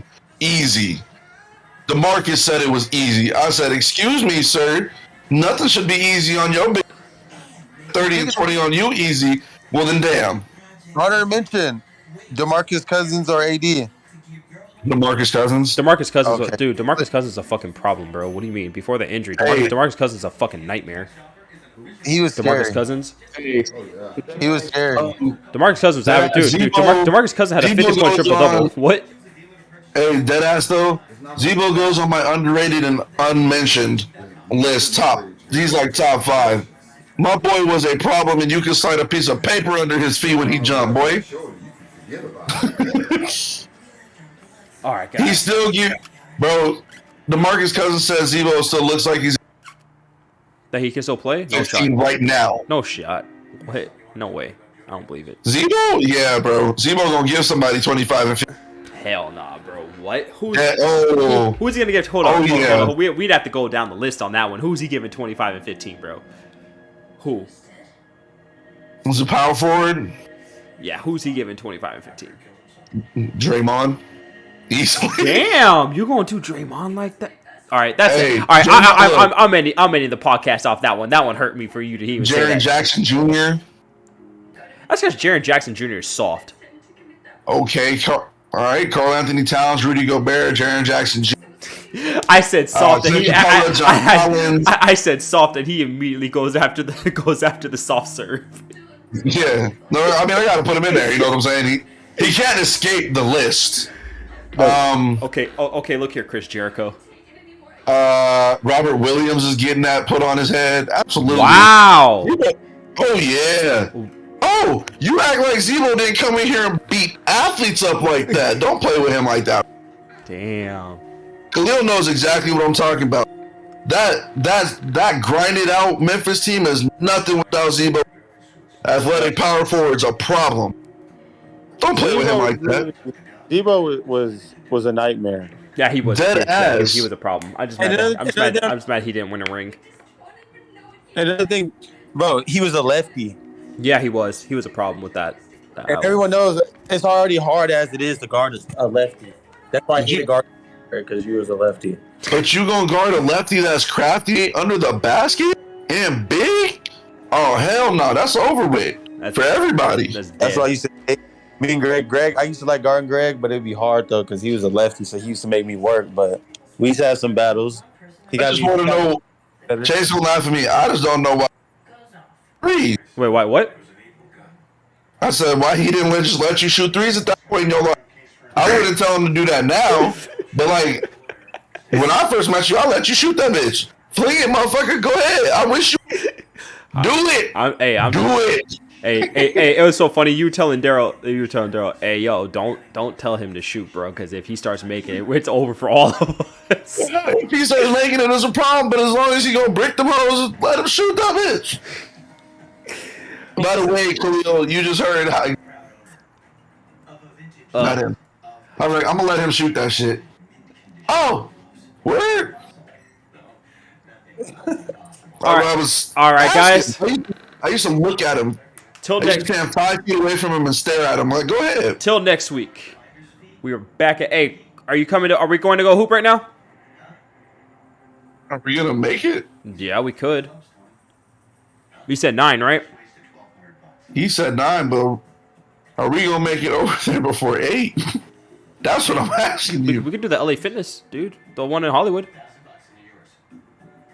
They all close at like 9, bro. Like no, LA Fitness close. Are they? Do they?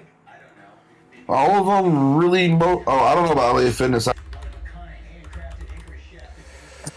All right. Well, anyways, we are done for today. Till next week. Then just know if you ain't raging, you ain't gaming. You sure ain't. Yes, sir. Yes, sir.